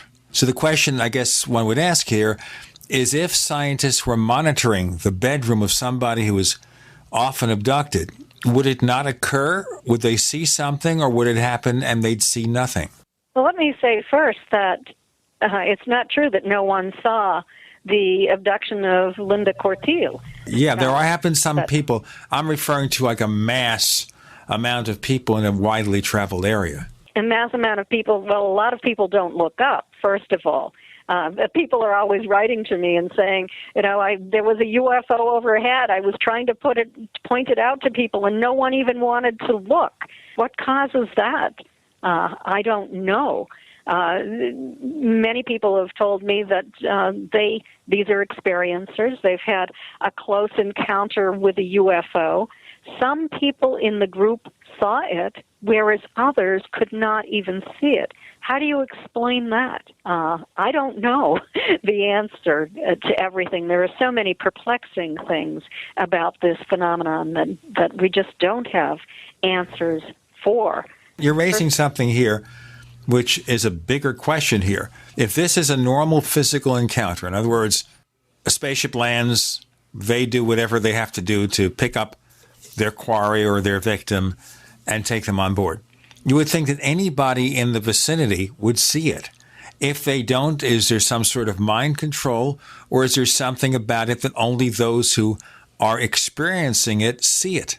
Well, very good questions, and I would suspect that it's that only those that maybe have a certain, and I'm going to use a word where everybody's going to say that Kathy is out in woo-woo land, but vibrational frequency is the word that I use, because some people seem to be able to, I don't know if they're resonating at a certain frequency or what, but they appear to be able to discern physical things that other people cannot. And, there's been a question about whether or not this has something to do with people who are right-brained. Are they more able to see these kinds of things? Are they more likely to have this type of experience than a left-brained person, which would be another really good area of research to find out. Doesn't that imply that some level of this experience is not in what we term physical? Oh, absolutely. I gave up on the idea of all of this being entirely physical a long time ago. There are physics used here far beyond our current knowledge or understanding of our physical environment. I mean, how can they pass a human being through a solid surface, such as a wall? This has to do with advanced physics. And then you have to get into the paranormal realm. It almost merges with some of these paranormal type experiences, but I do think that it is somewhat different too. I think that the ETs are using technology, and I'm talking about the real ETs. I think that there is a lot more going on here than just physical beings who are capable of invisibility or capable of passing through solid surfaces. Yes, it becomes very, very perplexing as you get more and more into this topic and gain more knowledge about it. Well, we do have obviously a very complex and I think in many ways a thought-provoking phenomenon here. What evidence do we, and this is another question from Eric, what evidence do you have that the government has any interest at all in alien abductions? Do we have any sort of smoking gun evidence that the government has contacted any abductees or has expressed through the grapevine to researchers such as yourself or David Jacobs or others that they have an interest in this at all? All I can tell you is that many experiencers have complained to me about what they believe is government harassment. There might be black helicopters hovering right over their roofs after they have been taken. Oftentimes their phones are affected. They might be on a conversation and it appears that somebody is listening in, or sometimes another voice might actually come on. Computers get hacked, even though they have the best software they can purchase. That kinds of things. Those are common complaints among experiencers. I have no direct knowledge of this government harassment. So it'd be more just circumstantial evidence then. And it comes through reports from many, many experiencers. That's all I can tell you. Another question from Erica is, do you notice any increasing interest in the field of alien abductions among academics and scientists? I personally have seen a little bit of movement in that direction, but not much. But how about you? Well, I have to tell you, I am also on the board of directors for the Dr. Edgar Mitchell Foundation for Research into Extraterrestrial Encounters. And we have a board of individuals and of scientists, PhD-level scientists, who are very interested in attempting to discover what is really going on here. So I'm very, very pleased that we have these new developments. In terms of mainstream scientists and scientists who are funded by the federal government, you're not going to see overt interest in any of this. I've been told by one that if you do show overt interest, even at your workplace, that you will be advised to lose that interest because your funding will depend upon not being interested in this topic. That doesn't surprise me in the least. Here's a couple of interesting questions. They sort of dovetail together, again from Eric the Red, where he posted his questions at forum.theparacast.com, where we have a thread that our listeners can go ahead and post on the forum questions for our guests. And Eric wants to know if you're aware of any prominent person who claims to have been abducted but refuses to go public about it. Of course, within the last 3 years, we had Sammy Hagar, for instance, the sometime lead singer of Van Halen, came forward and claimed that he had had some experiences. A couple of our pop divas have kind of hinted around that maybe they had something happen. David Bowie has hinted around at times, but never come out and said that he was an experiencer. Do you know of any prominent people that have come forward, let's say perhaps requesting help or some sort of counseling, but do not want to go public with it? I have not had a movie star or a rock star come to me to confide in me about their experience. I don't know about any other researcher, but this has not happened to me. When I say prominent, it doesn't have to be celebrities. We're talking about people within industry, the military, government. As I said earlier, I've had former retired military officer, airline pilot, medical doctors. Right. I've had those, and I would never, ever reveal their identities or where they were from. Right, of course, yeah, and rightfully so. I mean, that's the death knell for any serious investigator is, number one, not to credit your sources, and number two, not to, to somehow violate requests for anonymity. And that, unfortunately, goes on all too often in this field. Here's a couple of other interesting things. In this, I think, kind of dovetails from the whole star map idea during Betty and Barney's experience. But this is from Eric the Red. Intelligent aliens would know that if they were to convey some key piece of information to abductees, like the solution to a long-standing mathematical or scientific problem, that this would potentially generate much more interest, serious interest in the topic of UFOs and increase openness to the topic being treated seriously. He's going on the assumption that this has never happened. Is this correct? We have Stan Romanek, of course, claiming that he was given a mathematical formula that actually had an error in it, as it turns out. And we have the, I guess, slightly controversial detail of Betty's experience where when she asked, "Where are you from?" she was shown a particular point on what looked like a star map. With Gene and Chris and Kathleen Martin, you're in the Paracast. We are the premier independent talk radio network, the Genesis Communications Network, GCN. If you owe $10,000 or more to the IRS or state in back taxes, you know they'll never stop coming after you. With bank levies, wage garnishments, they'll even seize your home or business. The good news? A government program for tax debt forgiveness. It's called the Fresh Start Initiative. I'm Paul Sibley with U.S. Tax Shield. We can help navigate the new laws, get you protected, and resolve your tax issues permanently. Call the experts at U.S. Tax Shield now for your free consultation and get a guaranteed quote to resolve your case. Call 800-436-6451. That's 800-436-6451. Silver has always been nature's very own antibiotic, and only one system allows you to produce an endless supply of nano-sized silver solutions right from the convenience of your home. Silver Lungs. With the addition of our unique lung delivery system, respiratory infections are targeted directly, where traditional oral administration simply cannot reach. This pioneering method also preserves the original particle sizes and delivers your silver solution directly into the bloodstream. See the Silver Lungs generator and lung delivery system at silverlungs.com. That's silverlungs.com.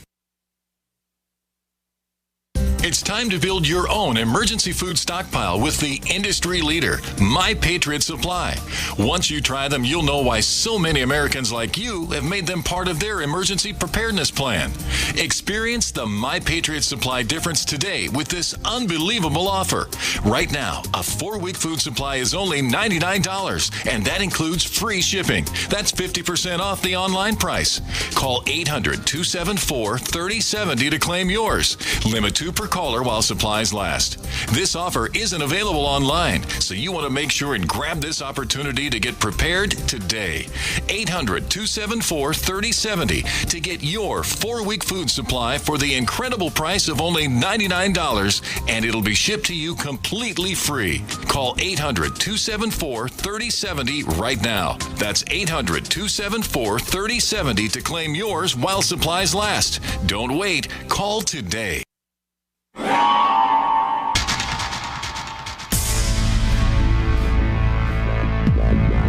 Welcome back to the Paracast, the gold standard of paranormal radio.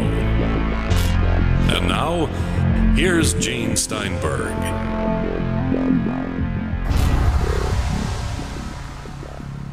So Chris is framing a very complicated question there that ends up, of course, with the famous star map. You know, Eric wants to know if any abductee has been given a solution to a long-standing mathematical or scientific problem that could possibly create the atmosphere that UFOs would be treated seriously. And he's going on the assumption that this has never happened. He's wondering if he's wrong, basically. Yes, he is wrong. Oh, good. This is going to be cool. I can tell you that he is incorrect, that there is a team of scientists who have been working with individuals who claim to have received physics downloads from experiencers. And some of these apparently are real, and some of them are not real. This is being sorted out, and this is being looked at by scientists as we speak. I can't wait to hear the results of that. That's, oh boy, that's a real cliffhanger there. Okay, he's wondering if there's an example of physical evidence from an abduction that has been collected that might cause an open-minded skeptic to reconsider his skepticism around this whole subject. I can think of one or two things, but how about you, Kathleen? Do we have any sort of physical evidence that is going to make, like, say, a doctor or, you know, some sort of scientific type to scratch their heads and go, my goodness? I have to tell you that I think it is the preponderance of evidence and not just one piece of evidence in a particular case. And I have had open-minded skeptics who have read my book with Stanton Friedman, Captured, the Betty and Barney Hill UFO Experience, or have come to my lectures on that case where I show a lot more evidence so that people can look at it and quotes that wouldn't even fit into the book. And they have come out saying that they are convinced that this was a real case because of the preponderance of evidence. There was so much here. It wasn't just the magnetic field around the trunk. It was the tears, the forensic evidence on Betty's dress. It was the laboratory analysis of the pink powder on the dress, and not just at one laboratory, but now it's been through 7 different laboratories. You know, we had the circumstantial evidence of the deep scrapes on the toes of Barney's shoes. How did that happen? Driving in a car and stepping out to look at this UFO. There was a study of alien symbols that was done by Dr. Dondery from McGill University. He was a psychologist there. and Dr. Stuart Appel from the State University of New York at Brockport, and Bud Hopkins. Some of Bud Hopkins' experiencers who had observed symbols on the craft were asked to sketch the symbols that they saw. There were two groups of graduate students who worked as controls on this. One was an experimental graduate student group who was hypnotized and told that they should imagine they were on a craft and saw symbols, and that they should sketch these symbols.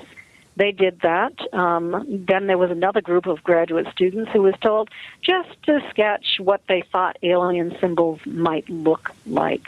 They then photocopied all of the symbols onto the same type of paper and mixed everything up so that the graduate students who did an analysis of this, all of these symbols, would not know where the symbols came from, which group.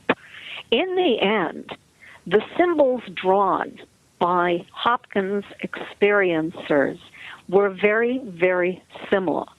Those that were drawn by the two groups of graduate students were very different than those drawn by Bud Hopkins experiencers. It's very interesting to me that Dr. Dondery saw these symbols in my book Captured in 2007, and his study was done in 2004. I had asked Betty to draw symbols back in the year 2000 based upon her memory of what she saw on the craft.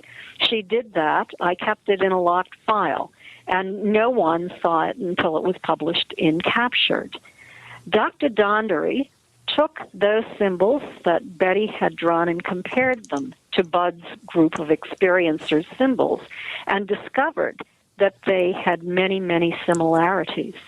What the scientific team concluded was that the similarity in these symbols suggested that alien abduction was real. That's a really ingenious idea. What a great study or experiment. I love that. That's boy, I'll tell you, I'm impressed. It's great to get academics involved and in the scientific community, because they do, they've been trained to come up with ways to identify the signal within the noise, so to speak, which is our motto here at the Paracast. We attempt to separate the signal from the noise, and that's an excellent example of how to do that.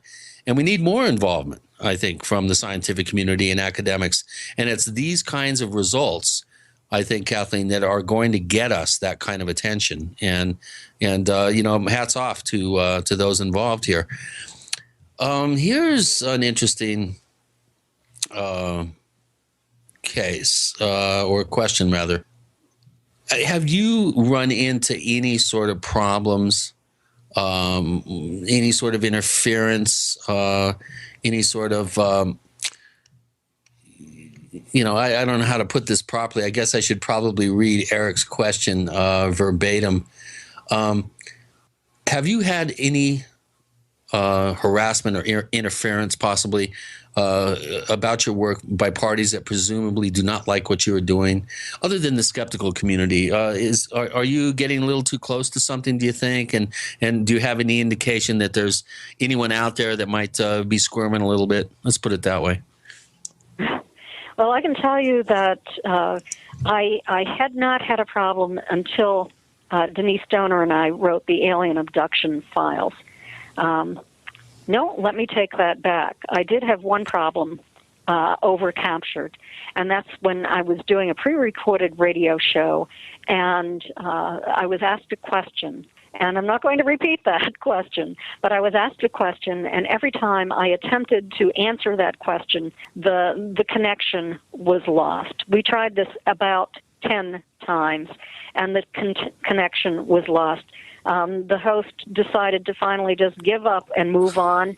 No problems after that. Was it a coincidence? It seemed like more than a coincidence. I also ran into a problem with the alien abduction files, where one time or many times, Denise and I were losing these connections, and you want to know, is this a coincidence? Am I being paranoid? We started documenting when this would occur, and we finally got to the point where we had one major event.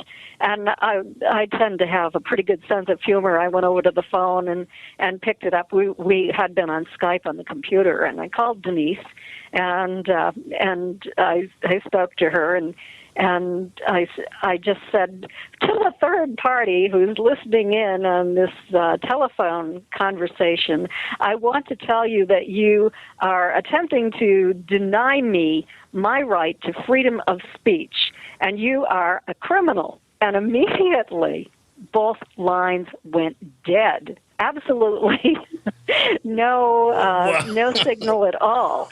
And I kind of like when that happens, but at the same time, I hate it. I was just thinking, as you were talking there, I was thinking of the theme song from the movie Men in Black, that rap song from Will Smith. We'll get into a lot more of this as we progress.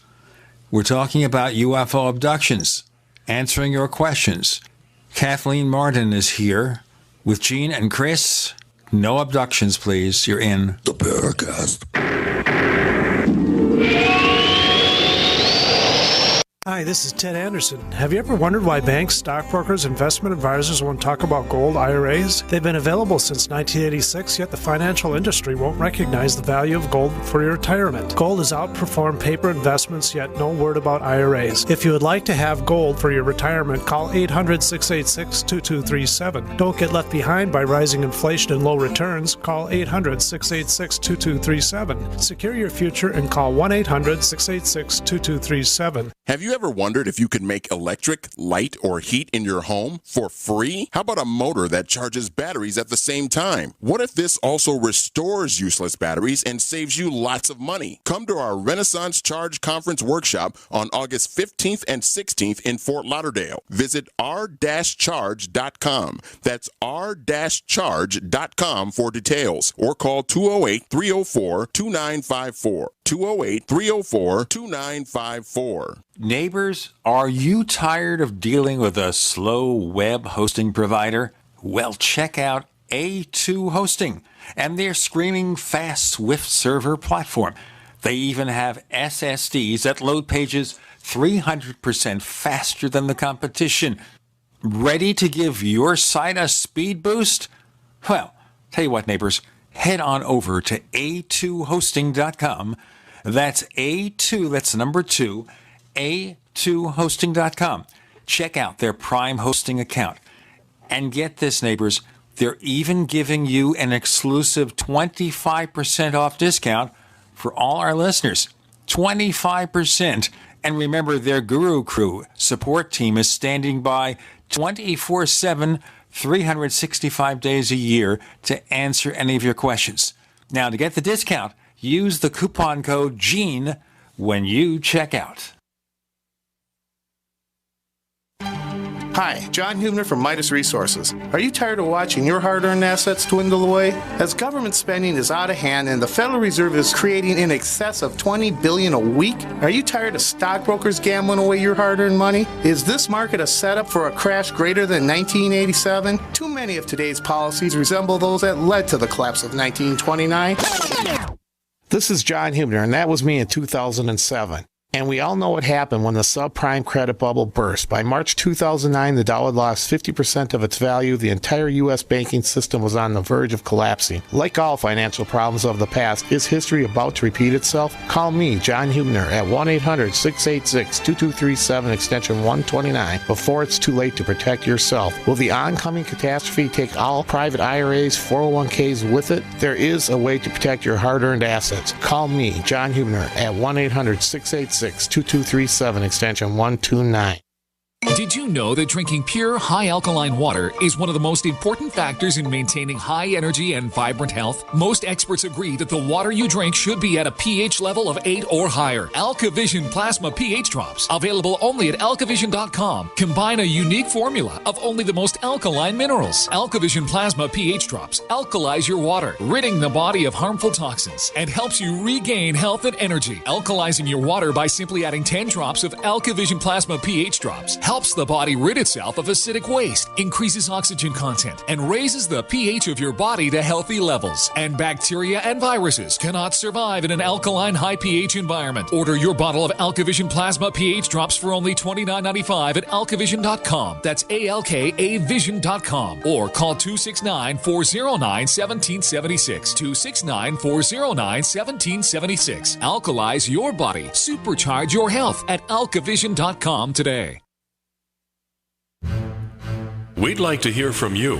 If you have a comment or question about the Paracast, send it to news@theparacast.com. That's news@theparacast.com. And don't forget to visit our famous Paracast community forums at forum.theparacast.com. Well, I think Chris is being abducted right now. Kathleen Martin is with us. Now, when you talk about strange things happening with phone calls and everything, Kathleen, you think about men in black, government interference. Are you seeing any of that? Yes. I had it reported so many times, and I had one experience last summer that caused me to question what was actually going on. So I put out a questionnaire to several other researchers, investigators, and experiencers, and discovered that it seems to be a pretty common theme that, this nefarious force, whatever it is, seems to strike occasionally, and you just have to understand that that's going to happen, and you have to build it into your life. You have to put the safeguards on your computer, and you have to realize you're going to be spending probably a lot of money having your computer fixed or replacing your computer because of the attacks that occur. You just have to budget for it and continue with what you're doing and not let it bother you too badly. I mean, you can get really worked up about this. You can be intimidated. You can, have difficulty sleeping at night. You can think about not doing your work. But if you become so wrapped up in this that it's taking you away from your work, then it takes a toll on you, and you just need to put on your blinders and surge straight ahead at what you're doing, because there's always going to be someone who is not happy about what you're doing. Now, if UFO abductions are so widespread as they seem to be, as you report getting 1,000 reports in 1 year, if this is happening, what do our governments know about this? Do they think all these people are just crazy? Or do they have some knowledge that something real is going on? Well, if you go back into the history of government involvement in UFOs and the 1953 Robertson panel and the Durant report from the Robertson panel funded by the CIA, the decision was made that the public should be re-educated and that we should all believe that this is not real, that this is not happening, that people who report it should have their cases used and criticized and made to look foolish to the public to discourage other people from reporting these things. There's no reason to believe that has stopped. It appears to be going on today. The only change that I see is that whenever there is a television program about ET contact or UFOs now, they're not hauling out the debunkers like they always did before. So, maybe that's one step forward.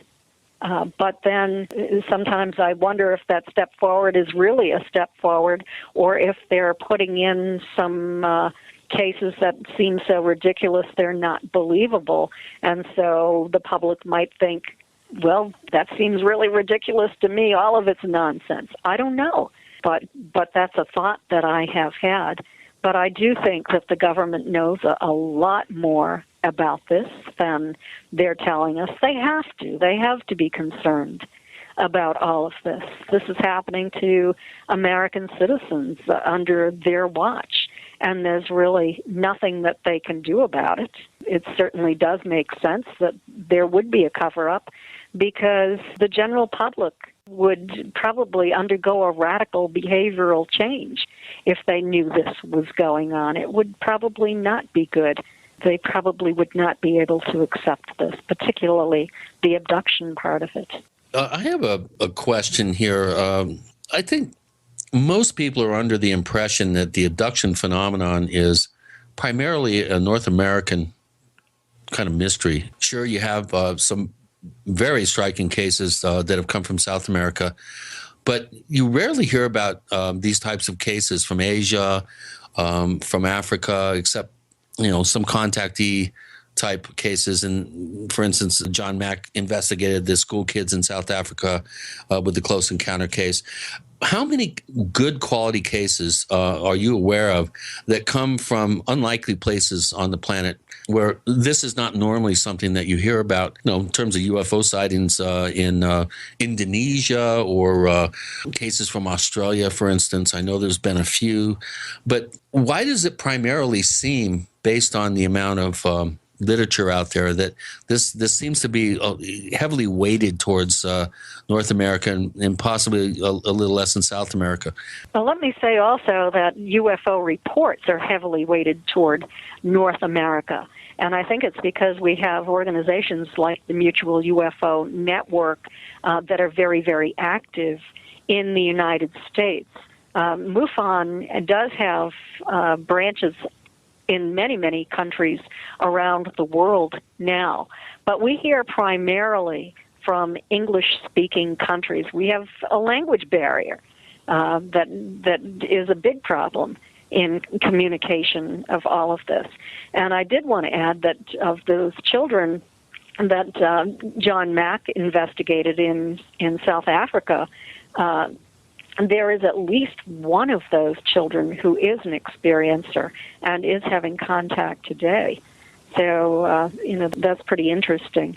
I do hear of cases, Ray Hernandez, who is the person who was behind the forming the Dr. Edgar Mitchell Foundation for Research into Extraterrestrial Encounters, speaks Spanish. He's a Hispanic lawyer, and he's getting a lot of cases out of South America. He'd be a very good one to speak to about that. I've received reports out of Australia from contacts that I have there. And Mary Rodwell, who is the Australian ET contact researcher who works with experiencers in Australia, is on the board of directors for the Foundation for Research into Extraterrestrial Encounters as well. So I think we're going to be hearing more and more about this. Yeah, but I think that underscores the importance of expanding our efforts as investigators and researchers to, I think, get more of a global sense of these types of encounters and repeated encounters, and sort of spread our tentacles, our research tentacles out to places like China, where the largest UFO group in the world is located. I think I remember reading an article, there's over 1 million members of a particular UFO organization in China, for instance. I think we need to start talking amongst ourselves a little better, and that goes for me too. Places like India that have, an ancient tradition of encounters with, for lack of a better term, exalted beings, personages. It would be very interesting to see how these types of cases sort of have a cultural slant to them versus the cases that you're used to here in North America and English-speaking countries. We'll get more into these possible cultural influences with Kathleen Martin and Gene and Chris. You're in the Paracast.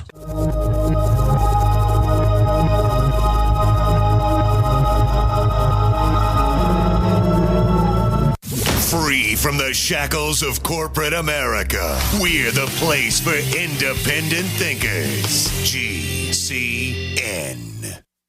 We've been patiently waiting while you tried to ignore us, waiting while you acted like we didn't exist, waiting for our chance to be taken seriously.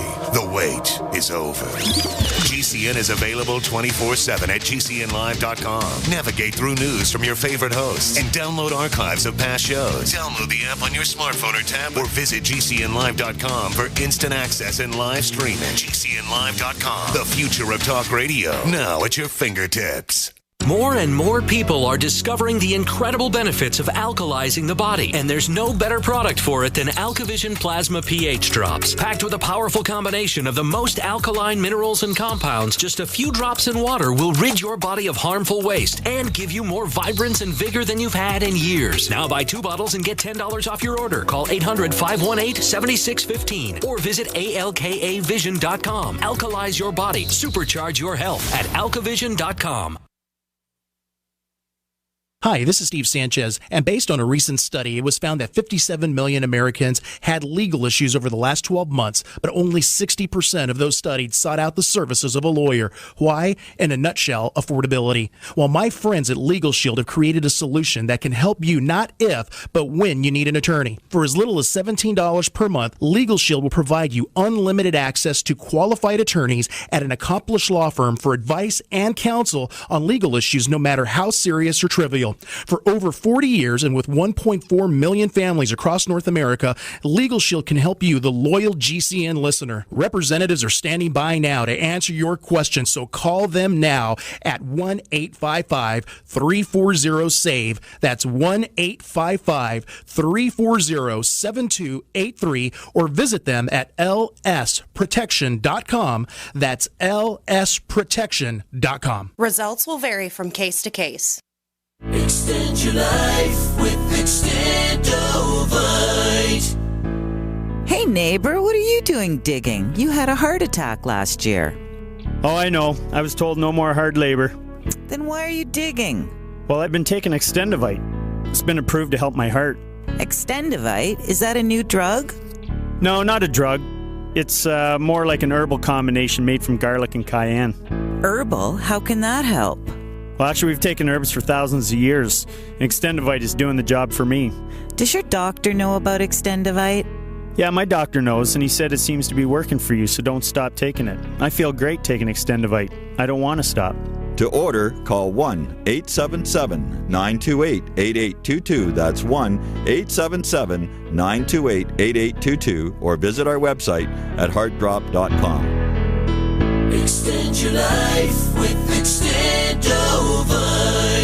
All loans subject to on-deck score approval, must be in business at least 1 year to apply. Attention small business owners needing financing. Are you too busy running your business to deal with the slow lending process of your bank? Are you frustrated at the paperwork and delays just trying to get a decision? Then you need OnDeck, the A+ Better Business Bureau rated small business experts, where our simple application process takes as little as 10 minutes and funding could be available in just 1 business day. At OnDeck, we focus on your business operation and cash flow, not just your personal credit score. And we're ready to help with loans of up to $250,000. True business loans, not credit card advances. OnDeck provides financing to a wide variety of small businesses like restaurants, plumbing, landscaping, freight trucking, and healthcare providers. If you're frustrated with the paperwork and long decision times of traditional lenders, contact OnDeck. Funding could be available in just 1 business day. OnDeck is publicly listed on the New York Stock Exchange and has provided over $2 billion to small businesses like yours. So go to OnDeckLending.com today or call 800-293-6819. That's 800-293-6819.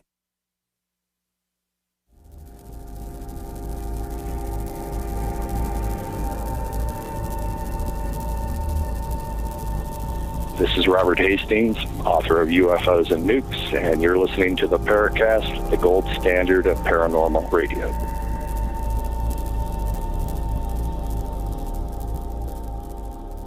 Cultural influences, indeed, something we've talked about quite frequently on the Paracast. Kathleen Martin is our guest. With Gene and Chris, you want to frame that further before we give Kathleen a chance to answer? I think so. I think I'm editorializing here a little bit. I think it's important for the research community to try to make inroads with other continents, other countries, especially India and China, I think these are two, I think, gold mines where a lot of things are undoubtedly going on, and we're just not hearing about them here.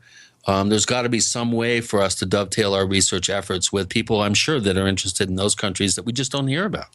What do you think, Kathleen? Well, I have to tell you that the Foundation for Research into Extraterrestrial Encounters website, which is going to be going up on July 1st, is going to be published in many different languages. We're attempting to get information from people all over the world. And, you know, in terms of cultural influence, well, certainly there will be some cultural influence in the human interpretation of what is taking place. If you speak only of the detailed information, the detailed evidence of, you know, so-and-so did such and such to this particular joint, then, you know, you're going to get a good description of what's going on without the cultural influence. But if they say he did it for this particular reason, and it's human interpretation, certainly you'll have a cultural influence there as well. Exactly. I'm really curious to find out what the commonalities are, if we see the same exact types of procedures being described, you know, just the nuts and bolts. This happened, and this happened, and this happened, without any sort of editorializing by the experiencer.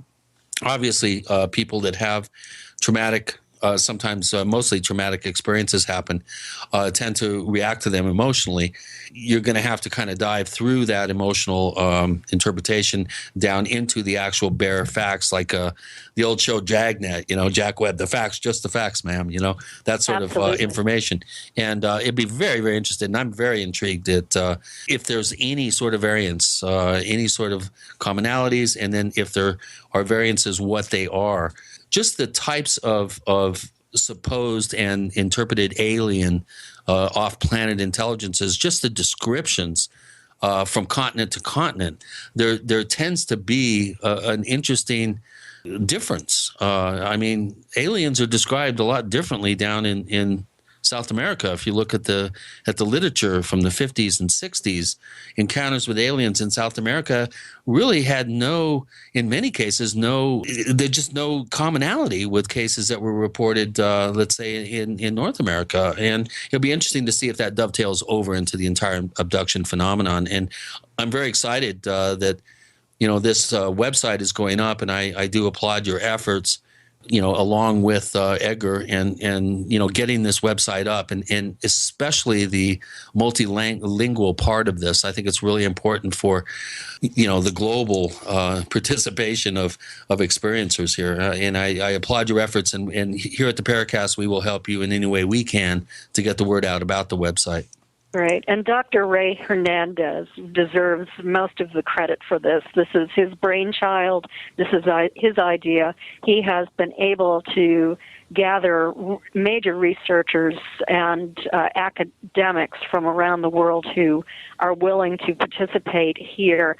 Dr. Rudy Shield is the executive director. He was John Mack's neighbor, and he recently retired. He's an astrophysicist. He recently retired from the Harvard-Smithsonian Astrophysics Laboratory.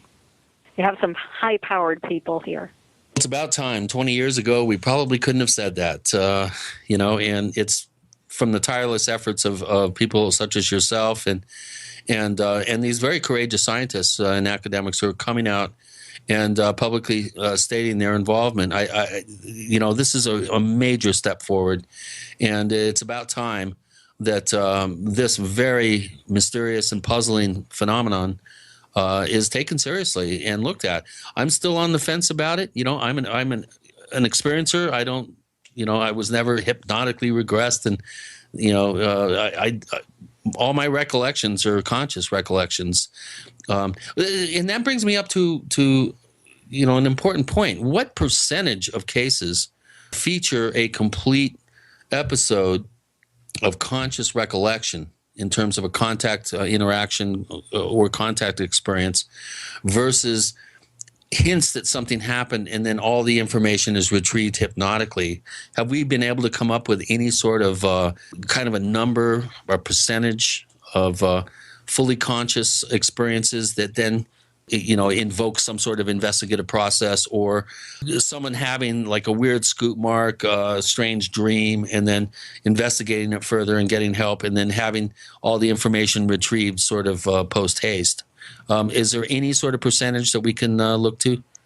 I don't have a statistic on that, but I can tell you from my research and the individuals that I've talked to, the majority have at least some memory of the experience occurring. Very tiny percentage have a lot of memory, conscious, continuous recall, it seems, of what happened aboard that craft. But all of that conscious memory is fairly rare. But some conscious memory is not that rare. Well, I approached David Jacobs years ago, back in the early to mid-'90s, about a case that I was I had been asked by the sheriff of a county to talk with a woman who had reported some problems with like Men in Black. She said the Blues Brothers are stealing my mail. That's and she was having some real problems with these kind of MIB type characters. And then it came out as she confided to one of the sheriff's office personnel that she had an ongoing, actually, she was a second generation. Her daughter was then starting to have experiences. So that would make it a multi-generational case. And I was asked to contact her and get involved. And according to her, the majority of her memories, at least in her mind, were fully conscious and fully recognized. It's the same woman that I mentioned before had fallen in love with her alien lover, which, it was kind of weird, but she kept a journal just to give you a little sense of my investigative process. Of course, I was a little doubtful about this, and she seemed really normal to me. It was just a woman that had a successful horse ranch. And she had kept a journal of when these events had occurred, and I went back into my database, and sure enough, I mean, there were some real correlations between dates that she said that she had experiences and sightings from that part of the San Luis Valley where I was investigating. So, I was kind of hot on the trail on that one for a while, but you're right. Fully conscious recollections are pretty rare. And when I mentioned this case to David Jacobs, he didn't want to talk to me. He says, don't even waste your time. He just totally discounted it without even, hearing all the details. I said, she has, just many fully conscious recollections. And he looked at me and rolled his eyes and just said, don't waste my time with this. And he walked away. And I was like, oh man, come on, at least give me 5 minutes to give you an overview of the case. He wouldn't even sit still for that. So yeah, he has told me that before too. Never to take seriously anything that is consciously recalled. But I disagree with that. Because, I do too, because I have data that corresponds with her sightings, or I have sighting data that corresponds with the dates of her experiences. I do too, and many of these conscious memories dovetail into memories that are retrieved through hypnosis. They'll remember part of it and sometimes a large part of it, but the hypnosis will refresh their memories even more. This particular woman had never been regressed. I wanted to ask more about that in our final segment. We have Kathleen Martin joining Gene and Chris. That means you're in Paracast, I think. A little right, a little left, but always independent-minded. The Genesis Communications Network, GCN. Graphic Converter is the image manipulation tool for the rest of us. It does not use any database. You get full control of all your files. Want to view the images of a folder? Drag it into Graphic Converter and a powerful browser opens up to show your image files. You could use it for slideshows. You could use it to import images from digital cameras or from scanners. Need to do some image editing? You can do that too in Graphic Converter. Also print catalogs. Convert from so many formats, I can't even list them. Download now to see if Graphic Converter is good for you, like 1.5 million other users. Guess what? You could save money when you buy Graphic Converter. Use the coupon code Night Owl. Use the coupon code Night Owl to get a special price for Graphic Converter. Go to lemkesoft.com. That's LEMKEsoft.com. lemkesoft.com. LEMKEsoft.com. Attack of the Rockoids has been well received by critics and readers alike. It's a thrill-a-minute story you'll never forget. A former U.S. military intelligence officer is haunted by intense dreams about a beautiful woman pleading for his help after a terrible battle in outer space. But the dreams turn out to be true and thrust him into a telepathic love affair with a woman whose faraway planet is intent on destroying the Earth. And now the gripping tale continues in The Coming of the Protectors. It's the second book of the Rockoids trilogy, a galaxy-spanning adventure that pits our hapless heroes against powerful, fanatical enemies that threaten the lives of freedom-loving beings everywhere.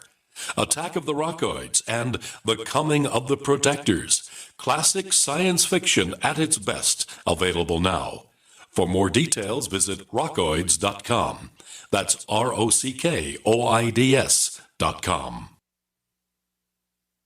It's very easy to be a criminal. All you need to burglarize a home is one simple household tool, a pair of scissors. If your home security system can be compromised by a criminal using scissors, then you're making it easy for them. Almost every home security system, even those sold by big-name companies, has a weakness: the phone line. You shell out $1,500, get locked into a long-term contract, and think you're safe. But a burglar can destroy your alarm in seconds with one snip. And when a burglar cuts your phone line, you're defenseless. Simply Safe Home Security is the smarter choice. Built by Harvard engineers, Simply Safe uses a wireless connection to call the cops. Scissors can't cut it, and that means your home stays safe. 24/7 professional monitoring is under $15 a month with no contract. Simply Safe Home Security keeps you safer than the other guys for half the cost. Protect your home with the alarm you can trust. Simply Safe. Go to simplysafedefense.com now for an exclusive 10% offer. That's simplysafedefense.com. You're fired. According to the Small Business Administration, 75% of small businesses plan to eliminate jobs or reduce workers' hours to part-time. You're fired. According to Gallup, the unemployment rate recently jumped to nearly 9%, and the underemployment rate hit a staggering 17.9%. You're fired. 1 out of 3 young adults and 1 out of 2 recent college graduates are underemployed. Hello, I'm Keith Abel, a pharmacist and a home business entrepreneur. In 2011, I became one of those statistics myself. Instead of looking for another job in corporate America, I joined Dr. Joel Wallach, the Dead Doctors Don't Lie guy. We're creating steady incomes for ourselves and would like to show you how to do the same. If you want to supplement your current income, replace your income, so you don't have to become one of the statistics, then give me a call toll-free at 866-257-3105, 866-257-3105. You're fired. Don't wait till you hear those words. Start creating an extra income today. 866-257-3105.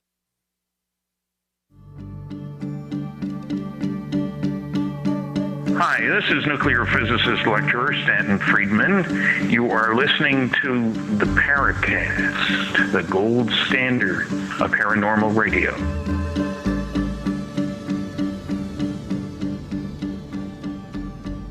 I'm the Paracast with Gene and Chris and Kathleen Martin, and we're talking about the two ways that you recall an abduction experience, consciously or through some sort of hypnotic regression.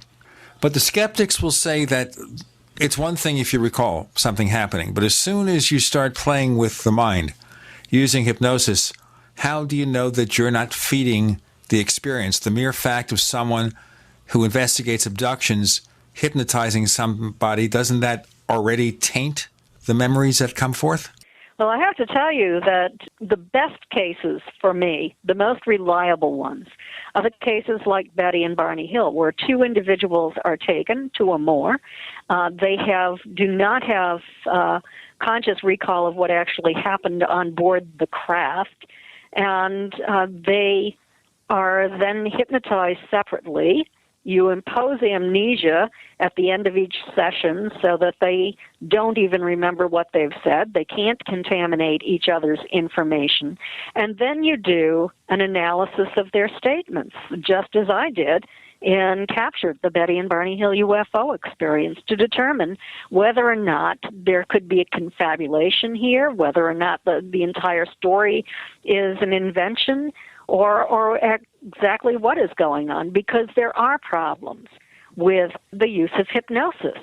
And they might come from having hypnotized someone who is a wannabe, who has read a lot about alien abduction, who knows a whole lot of information about it, and they will repeat under hypnosis what they have read, and they will apply it to themselves if they are motivated to do so. That is why hypnotists who use regression will often provide questions attempting to lead a person toward a false memory to see if they can do that. I prefer forensic hypnosis when I use hypnosis with on individuals on case investigations. The reason for that is that it is the only type of hypnosis that used to be admissible in a court of law. It no longer is. There is no hypnosis that is admissible because of the problems that we've faced with people being led by the hypnotist to a story that is false. So you have to make sure that you're really not leading someone. If you're doing hypnosis for an investigation, that's very important. Doesn't really matter if you're doing it just for therapy.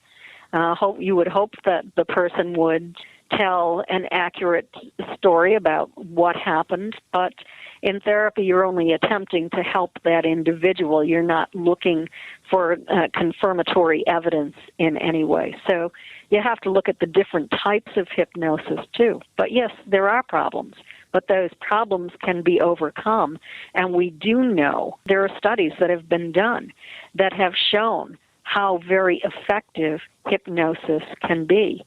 In one case, there was a stonemason who had built a wall, and he was hypnotized and taken back.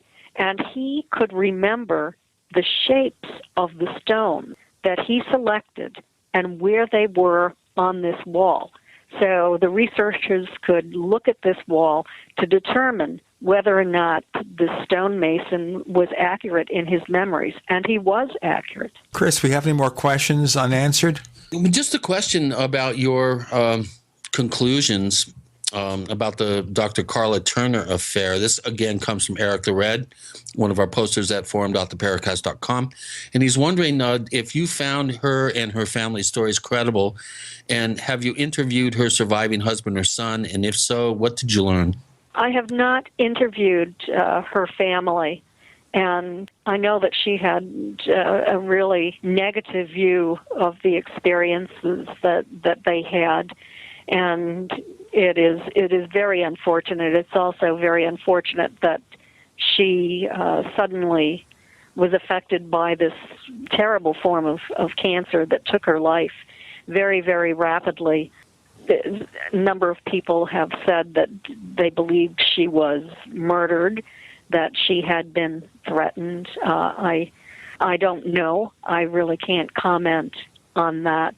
But I think that anyone who feels that they're have not been able to resolve any issues that they have around these experiences that they're interpreting as being highly negative really needs to get into some kind of therapy with a highly knowledgeable person who can help them, or into a support group. That's very, very important for experiencers, because most people in the end